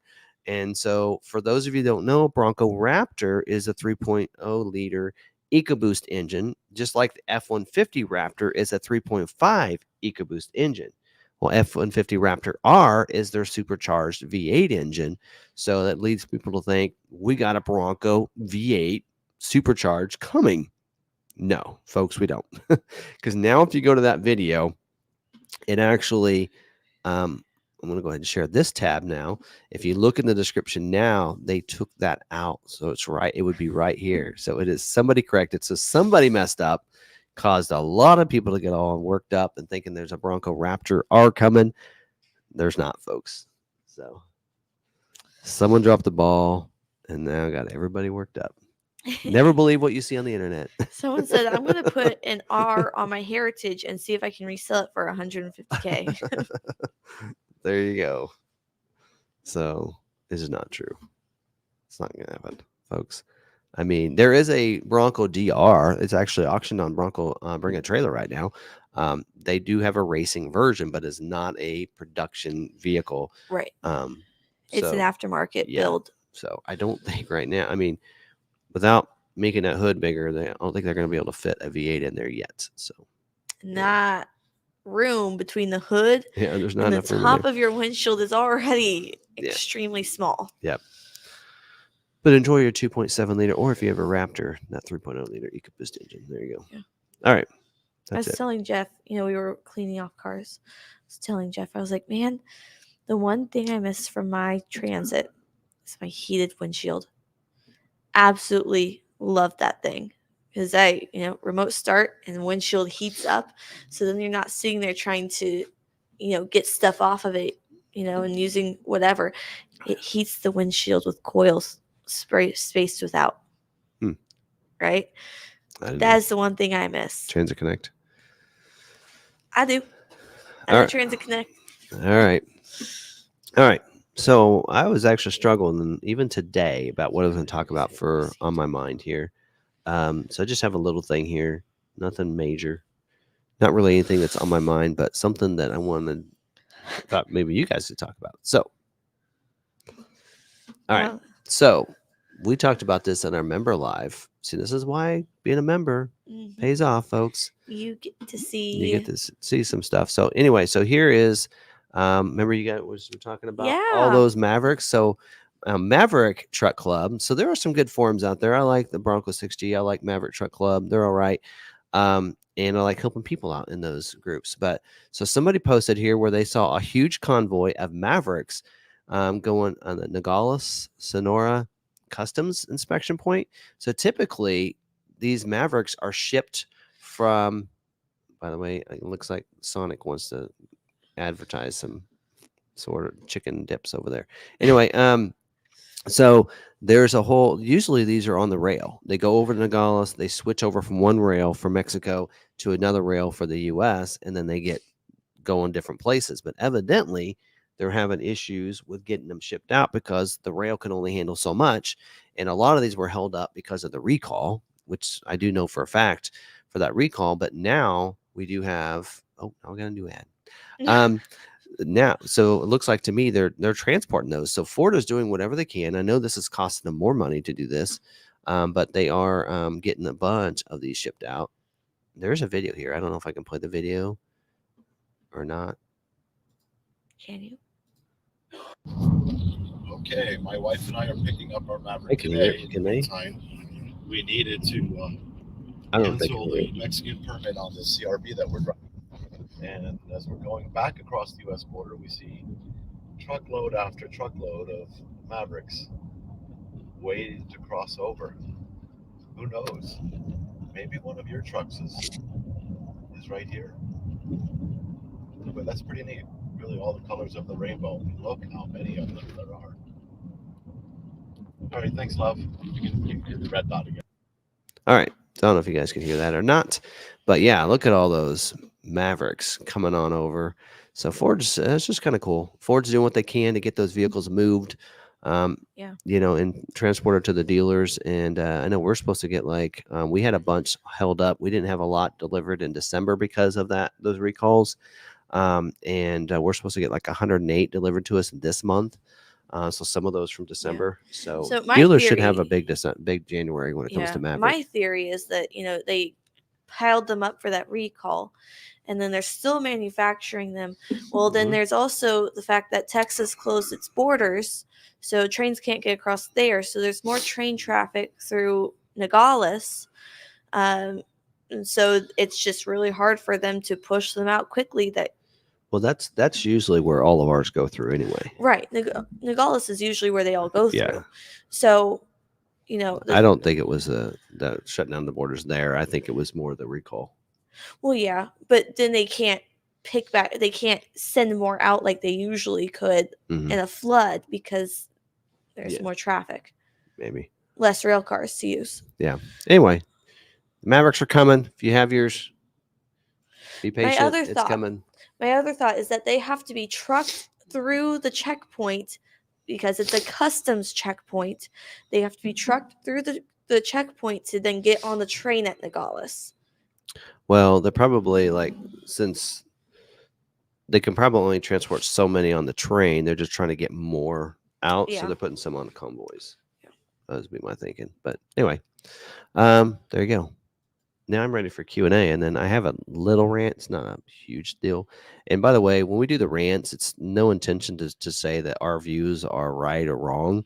It's just something that we have to, because I've had some people say, oh, they've kind of argued the rants and such. We're just having fun with the rants. That's all it is, folks. It's nothing. It's not just because I have a rant about something doesn't mean I'm not going to take ownership of one. Right? Usually, sometimes we differ on opinion on that rant, and so then you get two sides of the story, or people find it entertaining to see us go back and forth on a topic, banter. So it's all in fun, and sometimes we find something that we think, hey, we really think this could be a change for the better for a vehicle, because they make changes to vehicles because they want to listen to people's. So what do you realize or not, Ford is in all those forums. They will, I don't know why, they won't comment, they won't help you, but they're listening. Yeah. And they're doing that for certain things. I've had actually some people ask me, hey, why are so many people choosing the XL, and why can we get them to go to the XLT on the Maverick? I've actually had people reach out to me because they were like, the community real well, and can you help us out understand why so many people order an XL? I said, well, once you made Cruise available in the XL, you just open it up. That's all they needed for a Maverick. Give them the Cruise. You have Copilot 360 available. That's all they needed. Now there's not a reason to go to XLT for a lot of these buyers, and that's why you're overloaded on XL. What you need probably is a discount package to go XLT. And I gave them some suggestions of what I think they should see, but they reached out to us. But a lot of times they will look in those forums, they will read those forums, and they won't comment. There's a Ford Motor Company account on all these forums, and they're even on Facebook. They're in those forums, the different Facebook groups. They won't tell you they're in there, and they won't answer, but they're watching. And so sometimes too, some of people at Ford will watch our videos, and maybe it's something that they can, kind of, come to. But anyway, okay, let's get into questions, and we'll get into rants. It's to say what you think, not just what is atypical of YouTube videos, because you will see people that tiptoe around subjects because they don't want to be outcast, but we're just giving our view and our opinion. And you'll see dealers. That's why I'll repost the rants on my personal channel, not on this one, because it's not necessarily the views of McArthur, but the views of us, or the views of me. And so I'll post it on my personal one instead of this one. So if you want to see these replayed, you make sure Ford Video Guy YouTube channel. If you want to get it. The seatbelt one. Yeah. That's coming from the viewpoint of a mother, not an engineer, not as someone that's, making these, a mother, and the, how it functions in a day-to-day life, not just the lab. And to be honest, Ranger F-150s are done the same way. Yes, they are. But those vehicles have a 60-40 split bench seat. That's all we were asking. Yes. Saying, hey, the split bench seat would be very nice. But anyway, We're ranting about our rants. We haven't even got to a rant On yet. to the questions. All right. Someone's like, are they in here? Yes. Is Ford in here? I don't know. They probably aren't because it's past their time. They'll watch it tomorrow morning. I've gotten phone calls, folks. I can tell you I know that they're watching because I've gotten phone calls on a Wednesday morning. There for a while when we first did this and started doing scheduling stuff. And then I was talking about different, like when the order banks were opening up and different things. I got in a lot of trouble because I was saying things I wasn't supposed to say. And they're like, where did you get that information? It's like, I got it. It's out there. I can get it. And there was a lot of mornings where the general manager's like, what'd you talk about this week? I'm like, what do you mean? Well, they called. They want me to call them back. I'm like, uh-oh. So I know they're watching. So we'll see. Anyway. Okay. Any questions? Hey, Tim, how about asking one of your Maverick techs if the L drive mode engages the electric generator more? L mode puts it in a lower gear for you, I believe. Yeah. Which grabs the brake a little bit more, which then basically puts it into eco mode. If Johnny wasn't in timeout, he could tell you. not to make you feel bad or anything. How long? How many seconds is he on timeout? There was that time that I timed out Ridgeview. Yes, that was on the member live. Yes, it was a member live, and I timed him out. It's when you're doing it on there, it's difficult because if it moves and you hit that thing, because the timeout button's like right there. It's right there, and so you miss it by just a little bit. So yeah, where's Johnny? Where's Johnny? 300 seconds. 300 seconds. All right, help me out with the math on that one. Okay. He should be out of timeout now. He might have left now. Anyway, no, you see Kevin's here? Kevin Sampson. Yes. Thanks for the phone call. Thank you. Appreciate you being in here. Anyway, all right. Yes. Tim or Sarah, do either of you have any desire or plans to get a Ranger? I don't.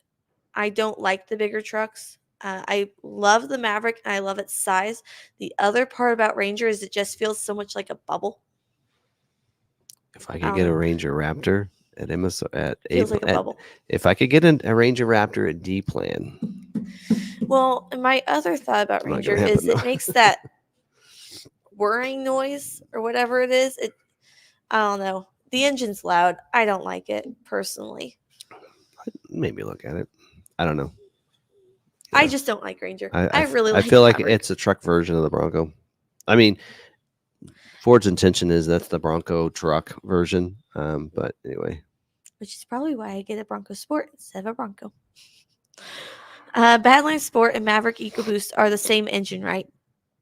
Badlands, Bronco Sport, Badlands, and Maverick Tremor, or Maverick EcoBoost, yes, is the same motor, 2.0 liter EcoBoost engine. You're right.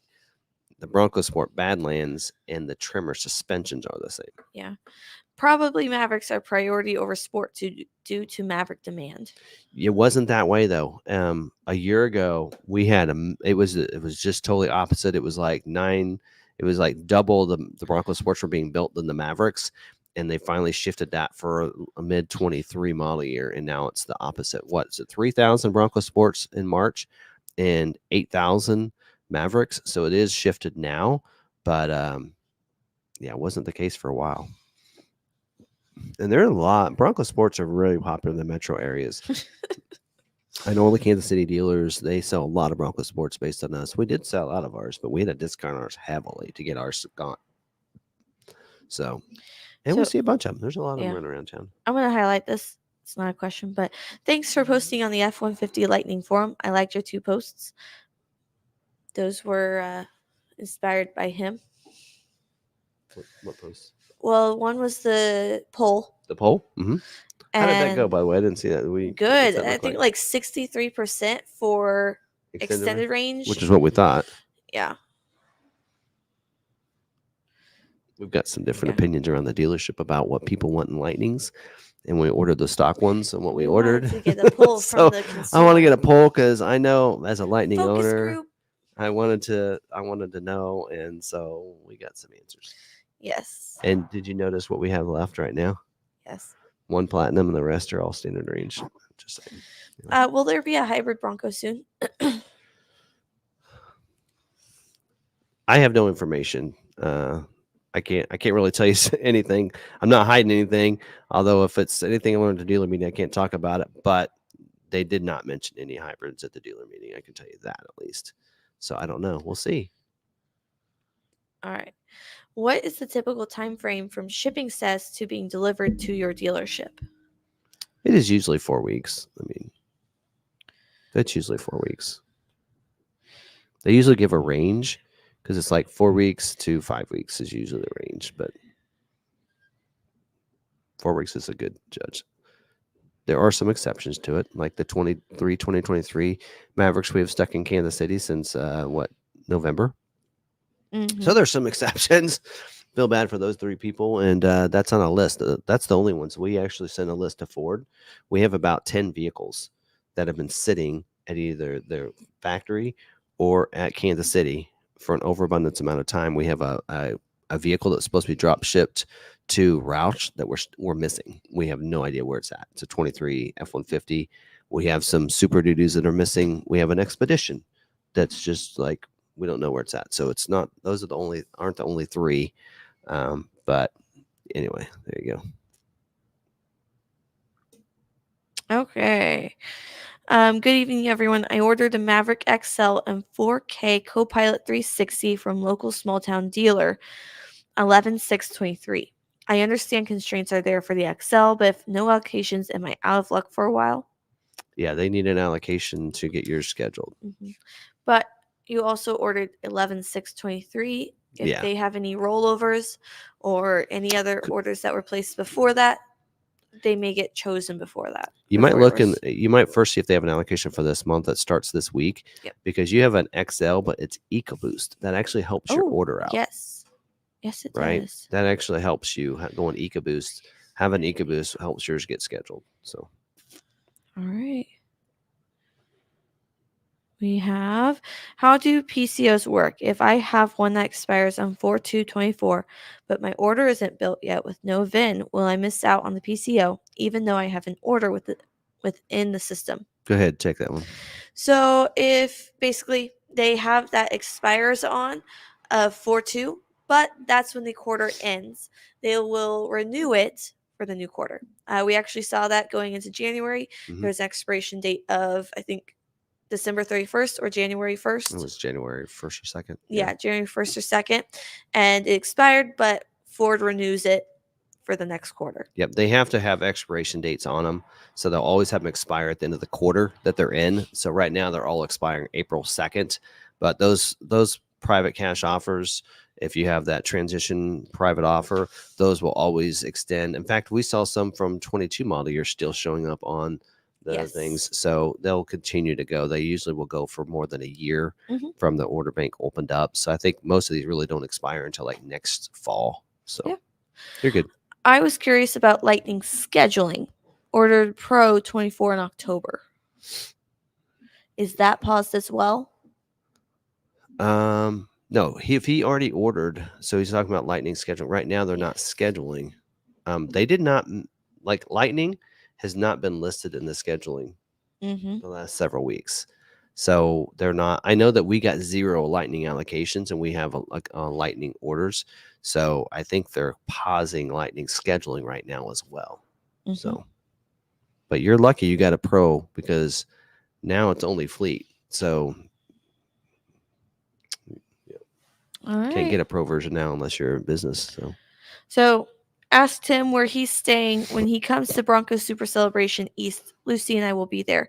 You usually don't figure out your hotel or staying arrangements until about a month or 2 before. At this point, I'm waiting until after the RV show. Yes. Because I know what campground I want to stay at. So we last year stayed at the Little River Campground. And we were right on the river, and that was really awesome to wake up. Your mom would go down to the river. there's the exposed rocks down there, and you wake up, you go out the tent, and you're looking and across. You see the river, you see a road with Broncos going back and forth, and then you got the Smoky Mountains in the background. Beautiful views. I'd pick the same campsite we had last time, so I won't tell you which one that is because I want that one. And that one's still available right now. And last year, that sites that we were at was for tent only, so we'll have to find out. So we might just be tenting on that one, and if we get an RV, do another later. But anyway, but we're just waiting to do that. But Little River Campground is where we camped last year, and we loved it. So it was really nice. All right. I'm getting burnt out on trying to purchase a 24-37 package Raptor without a huge markup. Do you typically mark up your Raptor? I would be willing to travel from Texas at this point. We are. I mean, it really wasn't until the last several years that we saw the regular Raptors being lower. Being it's a 24 model year and a redesign, we're back to like 23 model years. We weren't marking those up, but now we're back to 24 with the new redesign and everything, and limited allocations on those. So we are marking them up. I can't remember what it is. I think it's 2,500 on a regular Raptor, $5,000 on a Raptor 37. I think that's where we're at. So hopefully that's minimal to most people's markup, but and you're welcome to put in an order if you want on one of those. And like I said, we have I don't know, I think the one allocation we have, I don't think it's taken for this month for a Raptor order. I don't know. I think all of our Raptor R's are spoken for though. I think we have like so many people wanted Raptor R that I think we've covered all of our yearly allocations for Raptor R's, but we should have some Raptors and Raptor 37s available. But yeah, right now, unfortunately, we are. Even the Bronco Raptor, we are. Even though the stock ones, well, where we're at on the Bronco Raptors, yeah, it's a 24. So if you want a 24 versus a 23, then yeah. So you'll see that we have like our Bronco Raptors on our lot that's under MSRP. But again, those are vehicles that have been there and haven't sold. So we need to move them. So we're going to discount. So do you want to take the chance of ordering one and then when it comes in, not taking it at the markup, and then hope that it's still there in a month or two when we're ready to mark it down? We need to sell it. So that's where the dilemma is. You know, you don't want to take that chance. But anyway, unfortunately, we don't have very many vehicles that we mark up these days. But the Raptors are one of those. So fortunately. Short in quantity, but high in demand. Yeah. Well, and for years, I mean, even F-150 Raptors, I mean, everybody was marking them up. It was one of those things. If you wanted a Raptor, you wanted a GT 500, you paid the markup, so. Anymore, you can take something and mod it out. Yep. We did mention that earlier, right there, that comment that's on the screen. Yes, we did. We're talking maybe April. Yeah, so Johnny's needs to get a passport for his daughter. Yeah. So he's working on it. We're working on it. Yeah, he's getting the birth certificate so he can get that, and then we can start planning on that. So, yep. All right. And we'll see. My wife's screen on her Bronco keeps going black. It may have that screen recall. I think there is a recall on the Bronco when it comes with that screen, so you might take that to your dealer and have them look at that, because I think there is a recall on the Bronco that has to do with the backup camera screen. Mm-hmm. And maybe it doesn't have to do with the backup camera. Mm-hmm. But so thanks for the honesty. It's lower than most around here on that markup. That markup is negligible compared to others they know of. We try to look what the market value is and try to stay with that. So, and be below that. So we always want to be kind of lowest in the market. Like we a lot of times we'll go to eBay and see what people are trying to sell their Raptors and stuff on eBay, and then we try to always be below that. Yeah. All right. Do you guys mark up the 24? Oh, yep. Sorry. Does that apply to Mustang? Built on 1211, was pulled for quality hold on 1212, been there ever since, was continuous pushback on delivery ETAs. Ooh, I don't know.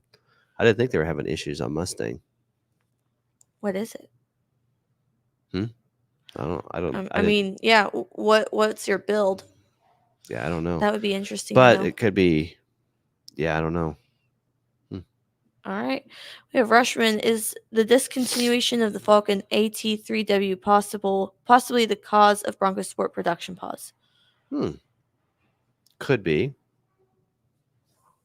I mean, maybe. Bronco Sport, one is the engine, so it could be that.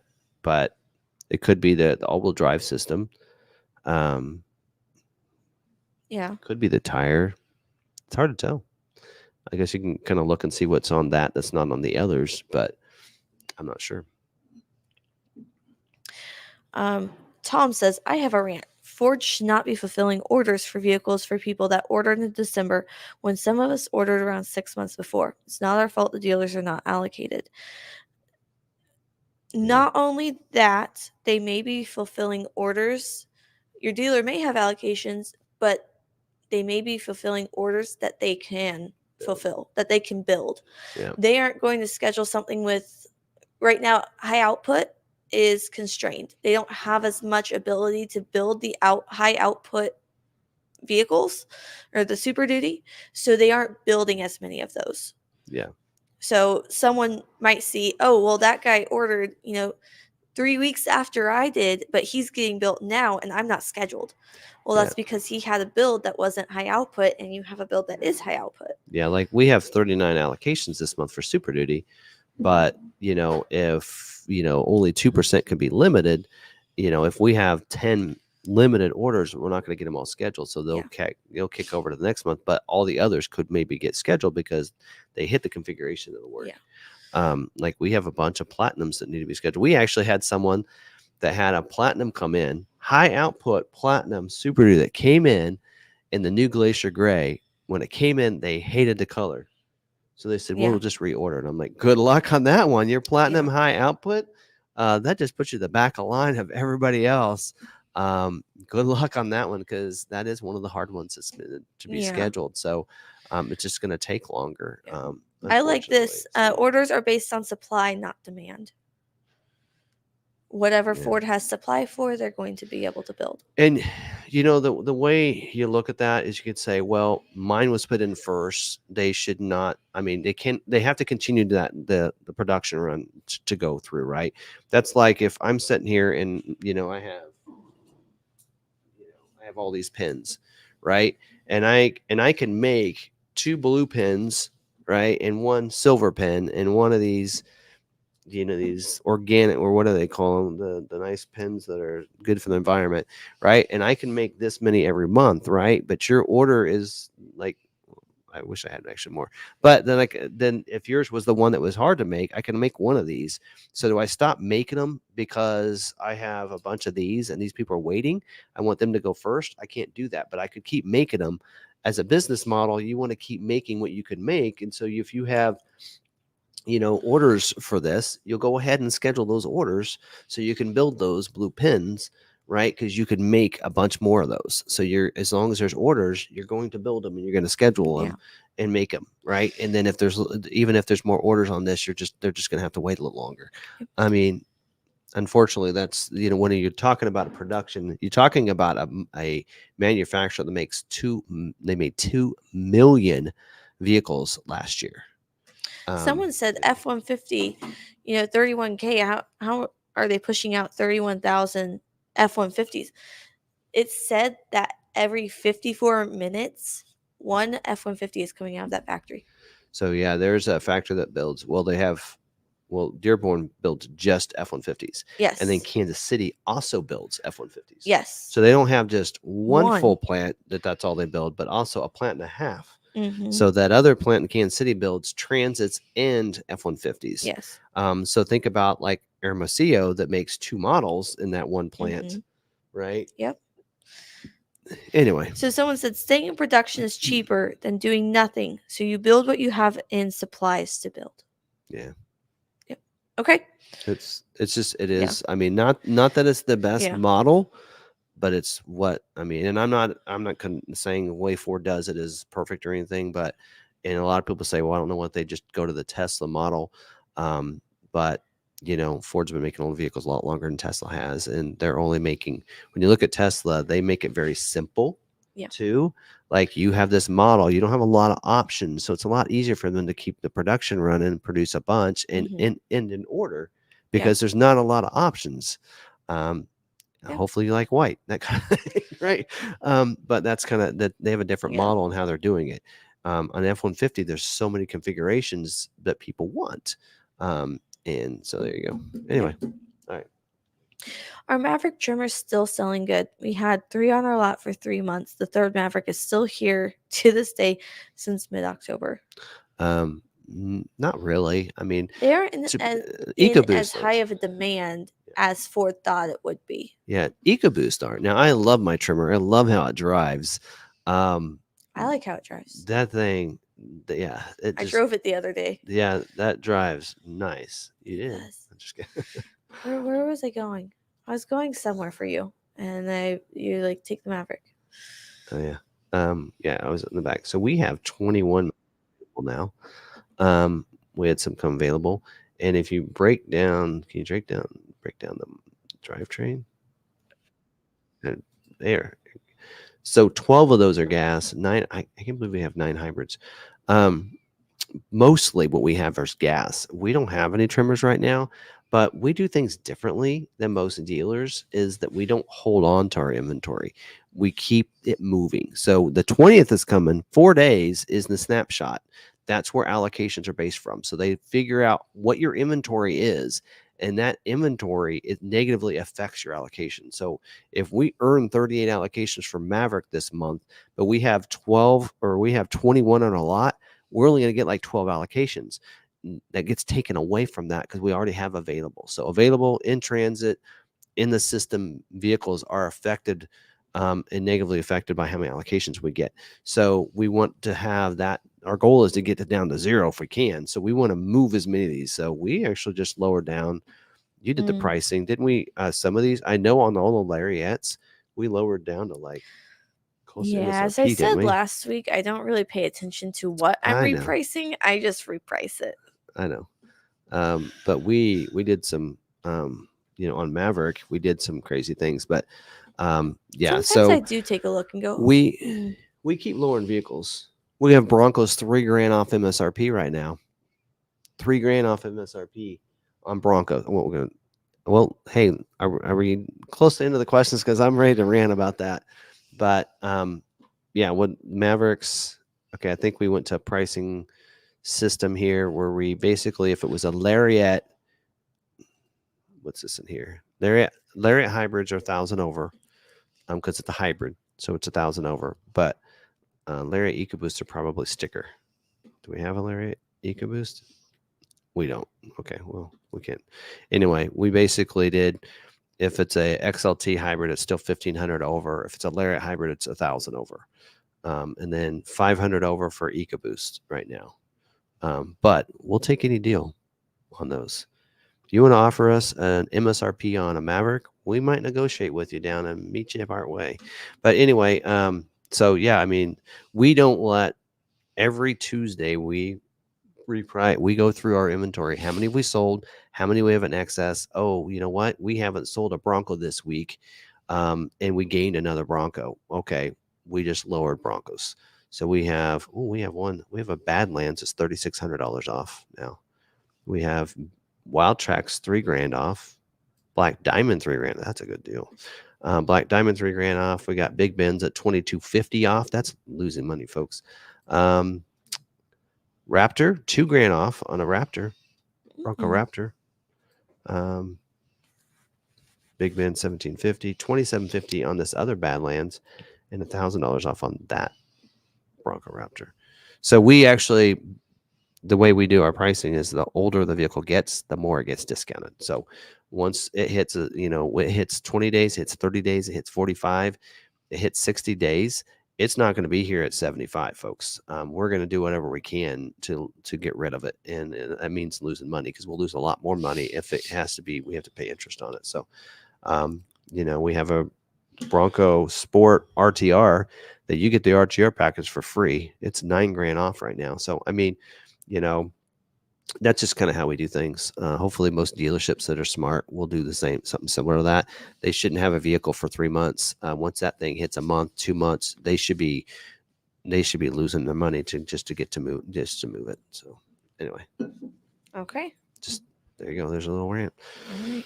Little rant. That was what it was. Anyway. Question. I looked under the front end of my 23 Mav Lariat. Where would a guy hook up to tow it out of snowdrift if needed? Someone answered this. I was gonna say, if there's not any hooks on the front, Yeah. what are they? Okay. They're saying in the back, right? Or no, this would be the front because it's the fog lights. So part number LX, there's the part number in there. Left hook fits behind the bumper where you would install fog lights. It attaches to the reinforcement bar behind the plastic, and then it gives the part number for the right hook. So you can put hooks on there. Do you get tow hooks on those? Where the fog lights would go. I'd say I have tow hooks on the trimmer. Yeah. So they're going to have those to where you can. It's easy for the factory to be able to go. Okay, we're going to take that front fascia off. We're going to put tow hooks there. Yes. In fact, I actually tried looking for fog lights on mine. I'm like, oh, I don't have fog lights. I forgot about that. No, and the regular Maverick doesn't have fog lights either, but it has spots where they would go. You cut that spot out of that front fascia, and that's where your hooks would go. I know. If you're going off road, usually you want some lights. All right. Just let the Bronco lead the way. Where do I view my private offer? Your dealer can pull that up. The dealer can pull it up through certificate inquiry or Smart Vincent. So it's Smart Vincent, but you can do it. So your dealer can do it for you. Ford Marketing can probably look it up for you as well. So, yep.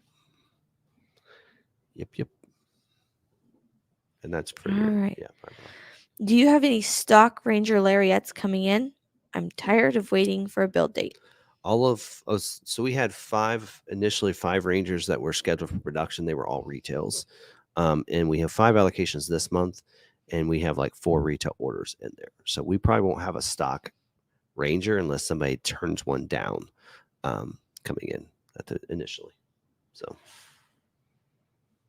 there are some dealers that do. I know that like there's some that sell a lot of Rangers because again, we don't sell a lot of Rangers. So allocations are based on sales volume. Because we're not a huge Ranger dealer, we won't have a lot of allocations, but there are dealers out there that will, and so they'll have some stock Rangers. So, Fools 44 says, I'm thinking really hard on installing front hooks on my truck. Painting them a cool color would be icing on the cake. You can actually get tow hooks that are pre-painted with a powder coating, so it doesn't chip. Right, I got a trimmer. Doesn't have painted tow hooks. Yeah, I just. They're orange. Episode 1 of my Maverick Monday, I covered it. I don't know why I'm forgetting it already. How does the cold affect the standard battery on F-150 Lightning from 230 mile range to approximately what mileage? Don't know. We've had some low temperatures. A lot of people around here that don't drive EVs, they're scared to drive their EVs. And I'm like, you could still drive your EV. I mean, Jeff's been driving his, although he got down to like 30. He's like, and the vehicle told him you need to charge, you need to plug like before. He normally would get that because normally he wasn't. And he was going to plug in here, but the spots were taken. Yeah. But, I don't know what that number is, and probably depending on the cold. The biggest thing is to precondition your vehicle if possible, having it plugged in so that in the morning you turn it on, warm it up, get the battery warmed up while plugged in, and then you shouldn't affect your range as much. The cold initially, once the warming it up is what's going to affect the range at the beginning. If you start it cold and everything, warming the battery up, but its range in general, I don't think the cold necessarily will affect it as much. I don't know. I mean, I did notice it did actually. The Lightning did affect it quite a bit. I can't remember what it was. Did it cut it in half? Basically. Kind of. It's almost like towing. Yeah. It almost cut it in half. So, I mean, I don't know if you're going to expect like 115 on yours, but anyway, anyway. Yeah.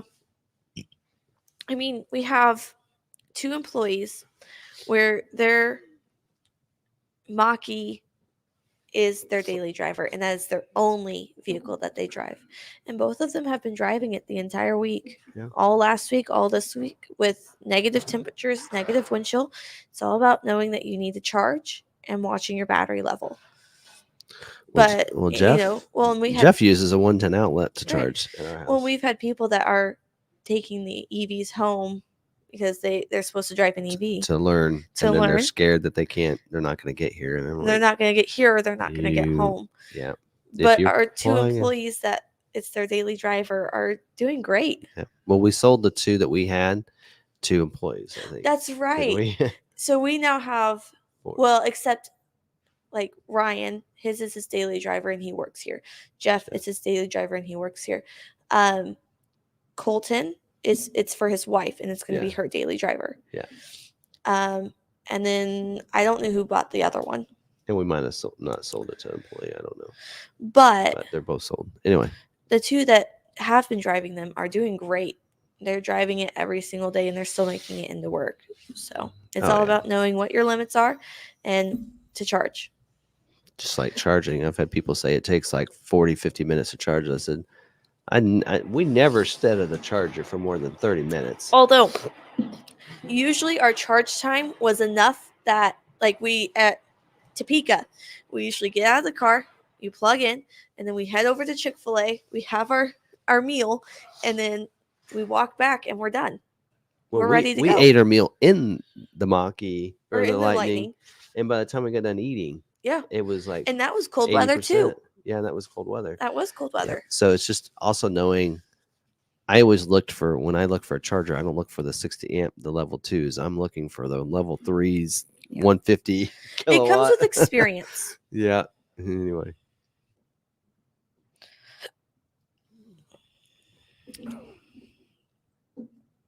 All right. Yes, if you have your heat on, your heat is going to take down your mileage. Yeah, that'll affect it. Yeah. They say you try to use your heated seats if you have it. Yes, that will use less. Yeah, and if you notice, heated seats are standard on Lightnings for that reason, I think. Because there were times where I shut it off and then just went with our heated seats, Anyway. All right, so right here, ML Culpepper says some Mustangs have a brake fluid low level sensor warning recall. Yes. So maybe that's what's holding up those Mustangs then. Mm-hmm. Did I cover one of those? I don't know. I might have. Anyway. If I have a build week of 2, 12, 24 for a Ranger Raptor, what's your best guess of when it would be at my dealer? Well, right now I won't guarantee anything on Raptors. So I don't know when they're shipping out. I don't know what their okay to buy is and everything. So, yeah. And I haven't top of my head. I can't think of any of ours that have gone out yet. Yeah. But you have a build week of 2/12. As long as it gets built in, by then we have the okay to buy. You probably could see it mid-March. Mm-hmm. So would be my guess. Is there a screen recall on 23 Maverick Lariats? Because my screen went black too. I haven't seen Not that I've heard of. I got a Maverick Lariat. Mine, I haven't gotten a recall on that. So not yet. All right. When do you think 25 Broncos and Maverick will be announced? Summer? ? Spring? Summer. Yeah, probably summer. We'll see. Right. Yeah, we're looking forward to it. This could be an interesting year. All right. That's all the questions I had. All right. We kind of ranted a little bit about it already, but my rant was about Broncos. So there are a lot of Broncos starting to sit on lots. And I know even Town & Country did a video on this, and they talked about, they think, why and such. And it is a lot of people have gotten their Broncos from the initial people that ordered the Broncos, right? And so most people have received theirs. A lot of people that ordered, even 2024 is going to get those scheduled early and such. And I think it's because most people have gotten theirs. And this is pretty typical. Once you get a model that's caught up, they get caught up on normal production. Like F-150 now, you order an F-150, there aren't a lot of retail orders on F-150 based on what they can to do or they can build. So, Bronco's getting the same situation. So, but we're, as dealerships, like for us, we are having to lose money to sell a Bronco right now. The question is, why is that, and, Ford, you need to help out. So start helping out dealers, put out either some rates, some rebates, give us some help. They added X-Plan thinking that would help, and X-Plan's not going to do it. I mean, there are a lot of people that don't get X-Plan. They don't get D-Plan. They don't get A-Plan. You need to help dealers out some other way because you gave a huge price increase to these vehicles, right? And now dealers are sitting on them because those prices are a lot higher than they used to be. I mean, we have Bronco Big Ben, mine. So when I got my Bronco Big Ben, it was a mid-package, Lux, or mid-package, the auxiliary switches, the LED lights, and it's stickered for like 42. Well, you order that now, you're more than that. You're close to probably 48,000 on that. So you've raised the prices quite a bit. So now you're probably gonna need to help. And if you want to beat Wrangler, you're gonna need to throw out some rebates. So we'll see if some rebates come out. And for people that have orders, and if Ford decides to throw those rebates out there, always have the dealership look at the incentives from when you ordered versus what it is now. Because sometimes once that vehicle comes in, if that ends up being the spring and they were like, hey, we got to sell some Broncos, there's a lot sitting on dealer lots, then you need to do it. Now, the question is, are there a lot sitting on dealer lots because they're trying to mark up the price? So some of this is the problem with the dealer. Mm-hmm. So there are some dealers out there that are trying to think the Broncos are still bringing money. I can mark that up, and they're on dealer lots and they're marked up too high. That's the dealer's fault. That is the dealer's fault. And that's where Ford needs to look at that, because there are some, even Ford saying, hey, we need you guys to turn these, to turn them fast and everything. So you guys need to not hold on to them, not try to mark them up, but let's make it reasonable. Let's make it, sticker, that kind of thing. And I don't think we're that far away from, well, we're already doing it, MSR or invoice pricing on these, which is crazy. We're not even to a refresh model year yet, and we're ready to probably go invoice pricing on a lot of these Broncos. Yeah. It's a good position for customers. You're in a great position right now. If you're out there wanting a Bronco, you're in a prime position to be able to probably do some of that stuff. Now, on some of these, like for us, we can say, well, we do have people coming in with orders going, well, does that mean I'm going to get my order under MSRP? Well, no, but most of the ones that we have discounted, we're not discounting them until they get to like 30 days, 60 days. You probably don't want to wait 30 days to take delivery of your Bronco and maybe not take it and then hope that that vehicle will sit on our lot for 30 days before we're willing to sell it. So there's a little difference in getting a 23. And again, remember too, we're talking 23s. And we have 24s coming in. So 24 is always going to bring a little more money than a 23. These 23s, we're getting into the model year. Ford, you need to sell those as well before those 24s hit. So you're probably going to need to do something to help dealers and help customers want to buy these vehicles. So anyway, so there you go. Yeah, I don't know. I wouldn't necessarily see, well, I can say, yeah, I actually can say that a lot of these vehicles are close to MSR invoice pricing. I remember when pre-COVID, we priced off of invoice, not off of MSRP. Right now we're doing off MSRP. I can tell you that the Wild Track we have below invoice, both of them are about $500 below invoice. Yep. So I can tell you that. So now the Badlands we have, is a little bit above, believe it or not. Says, crazy you're offering invoice, yet dealers locally are still going MSRP or 1,000 or two above and still have some trouble keeping them on lots. Well, and they might be in areas where there's more off-roading going on, more of that type of people, the genre, basically. Around here, it's farmers. You use trucks and Super Duties. It's not really a off-roading community. So places like Colorado, Tennessee, places with mountain ranges, Utah, places like that, they're going to see a bit more of a market for these than we would here. So we have a big bin that's $1,000 below invoice right now. Well, not 1,000, 700 below invoice. We have a Raptor that's barely above invoice. Wow, it's crazy. It's about $1,000 above invoice. Anyway. Yeah, we get some of the Colorado crowd, but one of the things for Colorado though is we can't ship to Colorado. That's Colorado right. will not let you ship into it. So if somebody from Colorado wants to buy one, they actually have to come here. We meet on this side of the border. Pick up. So we can't ship it into. We can't deliver into Colorado. Yeah, they have some weird laws. I mean, even Brian was talking to us about some of that stuff. So their Bronco is not registered in Colorado. Right. Even though he lives there. Yeah. Theirs is registered.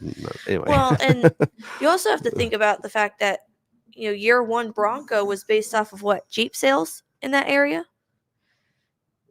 How many Jeeps do we sell in this area? Yeah. Compared to Colorado metro areas. Yep. Well, and like Moab, I do know that some of the, because Brian was telling me that some of the dealers in Moab, they're Yeah. over MSRP, right? Yes. And so again, that's where you're at, they're, but folks, you don't have to buy within your market area. That's the thing is, look outside your market area, and you might be like, for us, how much do you think it costs you to ship a vehicle from us to you? Is it going to cost more than $3,000? Probably not. So we could even ship to you within that 3,000 and probably still save you some money. Not that I'm trying to sell us on the dealership, but that's the scope of what's going on. I feel like that, anyway. I mean, we've gotten a lot of Super Duty orders from Colorado lately. Yeah. So we are getting them. Yep. Anyway, so that's the big one right now, is trying to sell those. Really, we don't like, we have a bunch of Explorers, and then like F-150s, where we're not going to get any for a while. We're kind of like, we're kind of holding tight on that. We're down to just, you realize we're down to like 5 Lightnings now. Really? We had like 12. We're down to 5. And then Mavericks, we were down to like 8 Mavericks, and now we're up to 20. So that just kind of spiked on us out of nowhere. Mustangs, you guys want a Mustang 6 round? Now's not a time to buy a Mustang, right? We sold the Dark Horse. Yes, we did sell the Dark Horse, and that was under MSRP. We're probably close to invoice on that one. Mm-hmm. We got our Spec 2 Mustangs, $5,000 off. Yeah. Yeah, if you order with us. And those are our first production run. So those are 3 of the first 10 serial numbers. If you purchase with us, you get a free ride from the airport to our dealership, the Wichita airport. Wichita, yeah. We'll send your driver to pick you up. Anyway. Yes, I'm in sales. So, but anyway. Okay.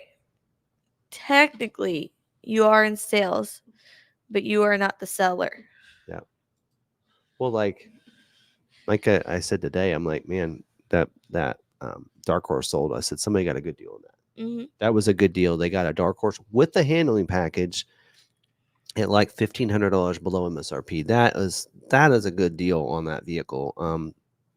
So anyway, but I will say, if you call in and you would like to order with us, Tim doesn't take the order. I get your order, and then I get you to one of our specialists who will then take your order and get it through for you. Yeah. So.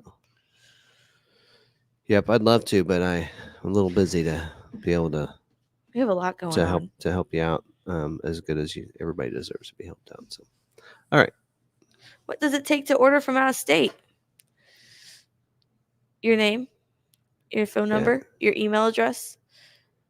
Yeah, I mean, have to send us your license so we can place the order. Yeah, I mean, there are some people like, well, I don't want to drive to you to place my order. I'm like, Deposits. you don't have to drive to us. I'm like, No. we just we'll deliver. We will send you your order, and all you need to do is sign it. So there's something called DocuSign nowadays.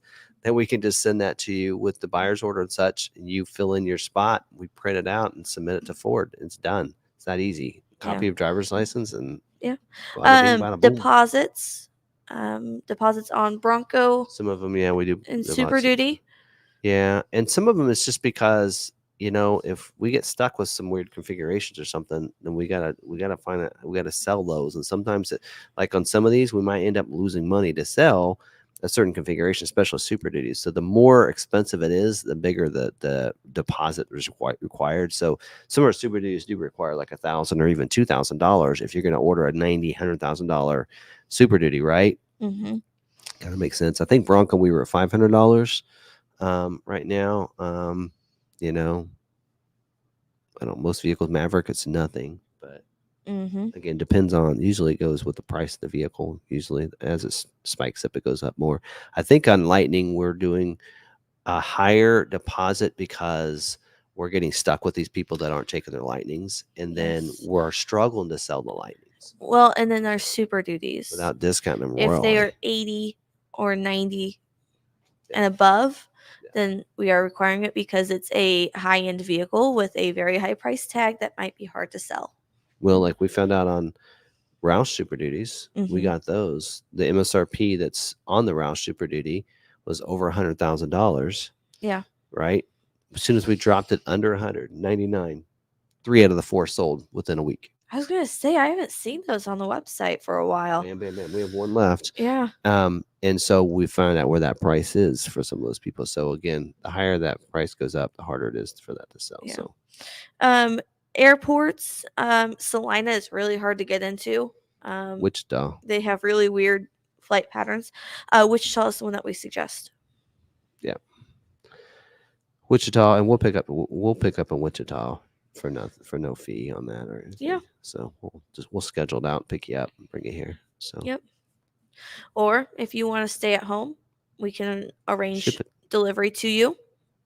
It is the cost of shipping it to you, but we get it figured out, and they either deliver to your house, or if your house is hard to get to or some other factor, you can meet them in, I think people have met them in like the Walmart parking lot. You can choose a public place, an agreed upon public place to meet them. Now, I know the WB said have it go to your local dealer. That's called a courtesy delivery or a drop ship, we sometimes call it. Right now, we're stuck with one in California because when that customer ordered, they want it drop shipped to their local dealer, and now we have it sitting in California, and they're not taking it. Yes. So we aren't huge fans of drop ship for that reason. Yes. If you decide not to take it, then it is now stuck at that dealership, and that's our vehicle. Yep. Because you're ordering from us, you're not ordering. We order from Ford. So you're ordering from us and having it drop shipped. So, that's a situation. Hard to sell a vehicle that you're not in state to sell. Yeah. So that's why we're not a huge fan of that.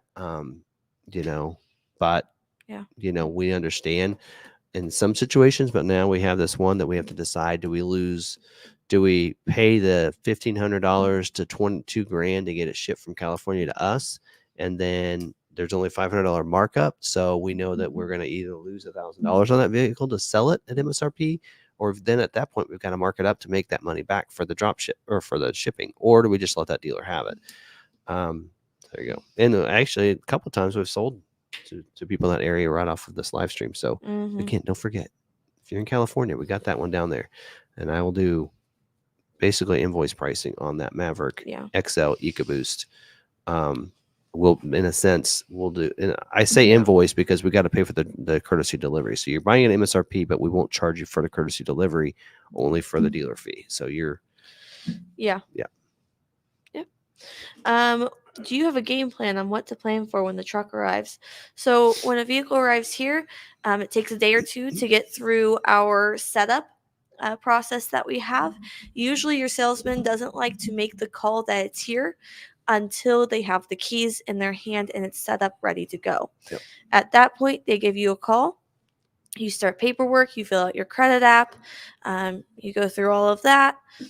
Then they get you with aftermarket, or if you have aftermarket options that you want added on, it's good to let your salesman know so that way we can plan ahead and have it ready for when it gets here. But we get you with aftermarket, they get all of your add-ons put on, and then at that point you either fly in and pick it up or we ship it out to you. We try and make it as easy and as possible. Yep. Easy and painless as possible. Yeah. Your salesman takes care of most everything. But yeah. Make it smooth. It was a lovely family trip out to Salina to pick up our Maverick this summer. Paperwork was signed before I got there. Original was sent to me, and I had it registered before I left to pick it up. Sometimes that is possible. Well, they were the ones when they came to the meetup. Yes. So they had it. It was here months. Yes. It was here like a month before because they were wanting to come to the meetup. Right. So they had which is what I was going to to say. Yeah. If you want to wait a month to pick up, then you could possibly register before you leave to pick it up. But usually you can't register until you get there. You get a temp tag, yes, so you're but good. Here in Kansas, we do a temporary tag. We get it on there for you, and you're good to go. Oh, and you don't pay Kansas taxes. You pay your city's taxes wherever you live. Yep. We can't charge taxes on out-of-state sales. Yep. RagnerCon's on our website. Looking to see what we have in stock. He does that every week. He's on there every Tuesday He's and like- sometimes Friday. Trimmer 37 with an 11.5 discount. What the heck? Okay, so yeah, that's a Trimmer 37 package. So those Yes. aren't selling as well as a Trimmer R package, but Yes. but yeah. So Social High, the But they're pretty PDI cool. is our process to get them set up. pre-delivery inspection basically. Yes. So they inspect it, and they got to check the oil and everything else, make sure it's good, put the antennas on, Yes. other stuff. Yep. And it's a 60-day tag. So you have plenty of time to get it registered. Yep. So there you All go. right. All right. Anyway, I think that's it. Okay. Almost 9:30. All right. Oh, earlier we were saying summer for 2025 Maverick. She said summer equals September 21st of 2024. It's some. Yeah. What isn't that the last day of summer? Or is that first day of spring or fall? Yeah. September 21st. Probably Yep. the 22nd. We know.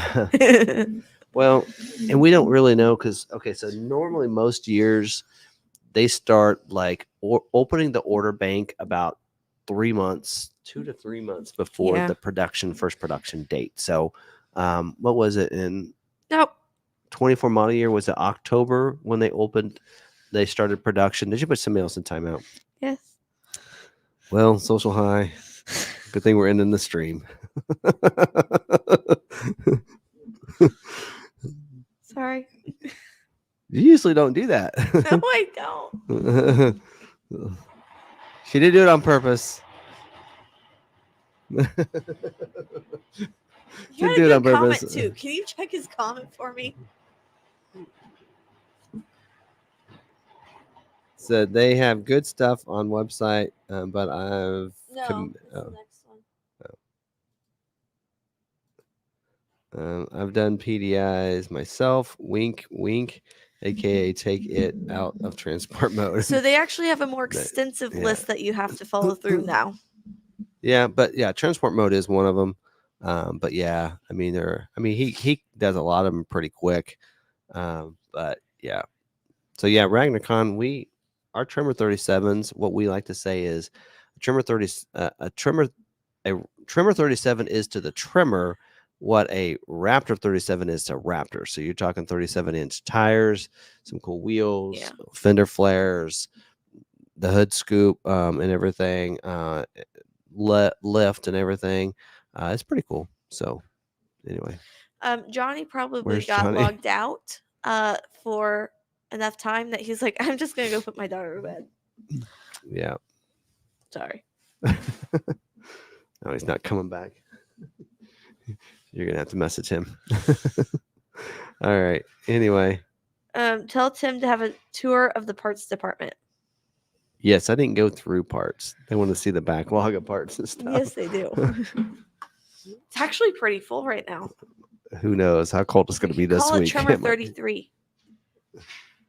Oh, they're talking about for He's saying, I wonder if I can conveniently trade those 37s KO2 for my 33s KO2. We can call it trimmer 33.